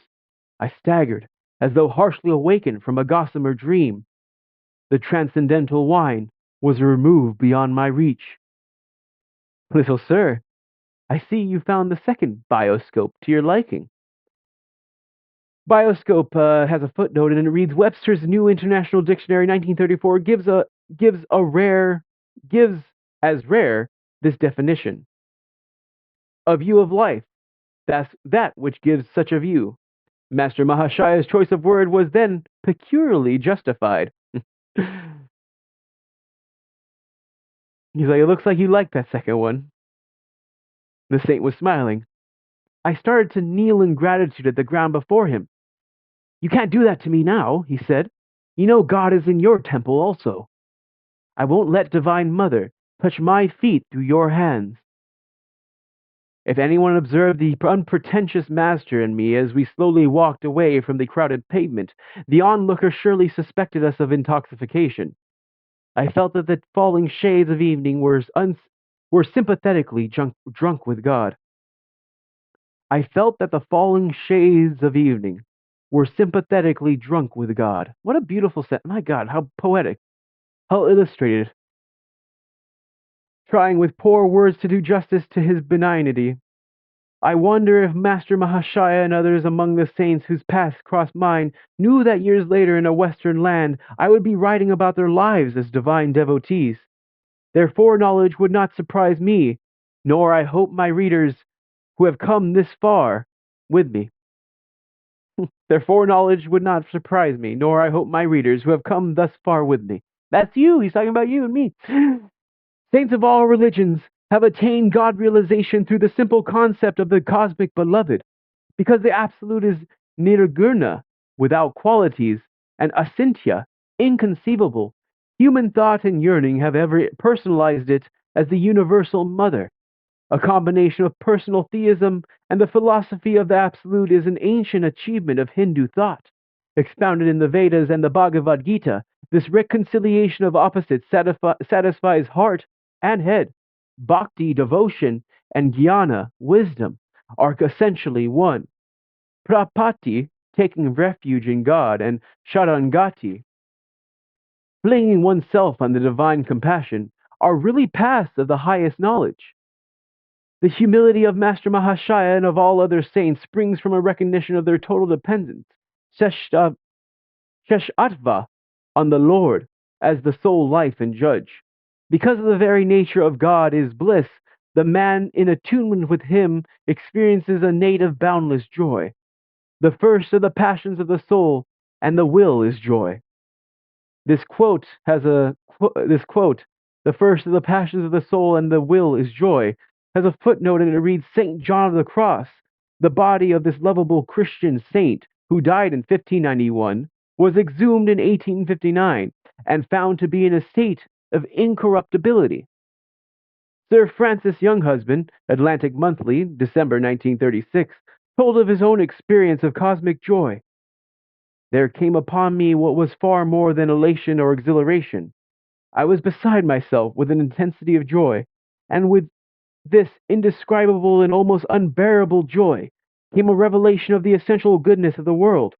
I was convinced past all refutation that men at heart were good, that the evil in them was the superficial. Devotees of all the ages, approaching the mother in a childlike spirit, testify that they find her ever at play with them. In Master Mahashaya's life, the manifestations of divine play occurred on occasions important and unimportant. In God's eyes, nothing is large or small. Were it not for his perfect nicety in constructing the tiny atom, could the skies wear the proud structures of Vega, Arcturus? Distinctions of important and unimportant are surely unknown to the Lord, lest, for want of a pin, the cosmos collapse. End of chapter. My goodness. In God's eyes, nothing is large or small. Were it not for his perfect nicety in constructing the tiny atom, could the skies wear the proud structures of Vega, Arcturus? Distinctions of distinctions of important and unimportant are surely unknown to the Lord, lest for want of a pin the cosmos collapse.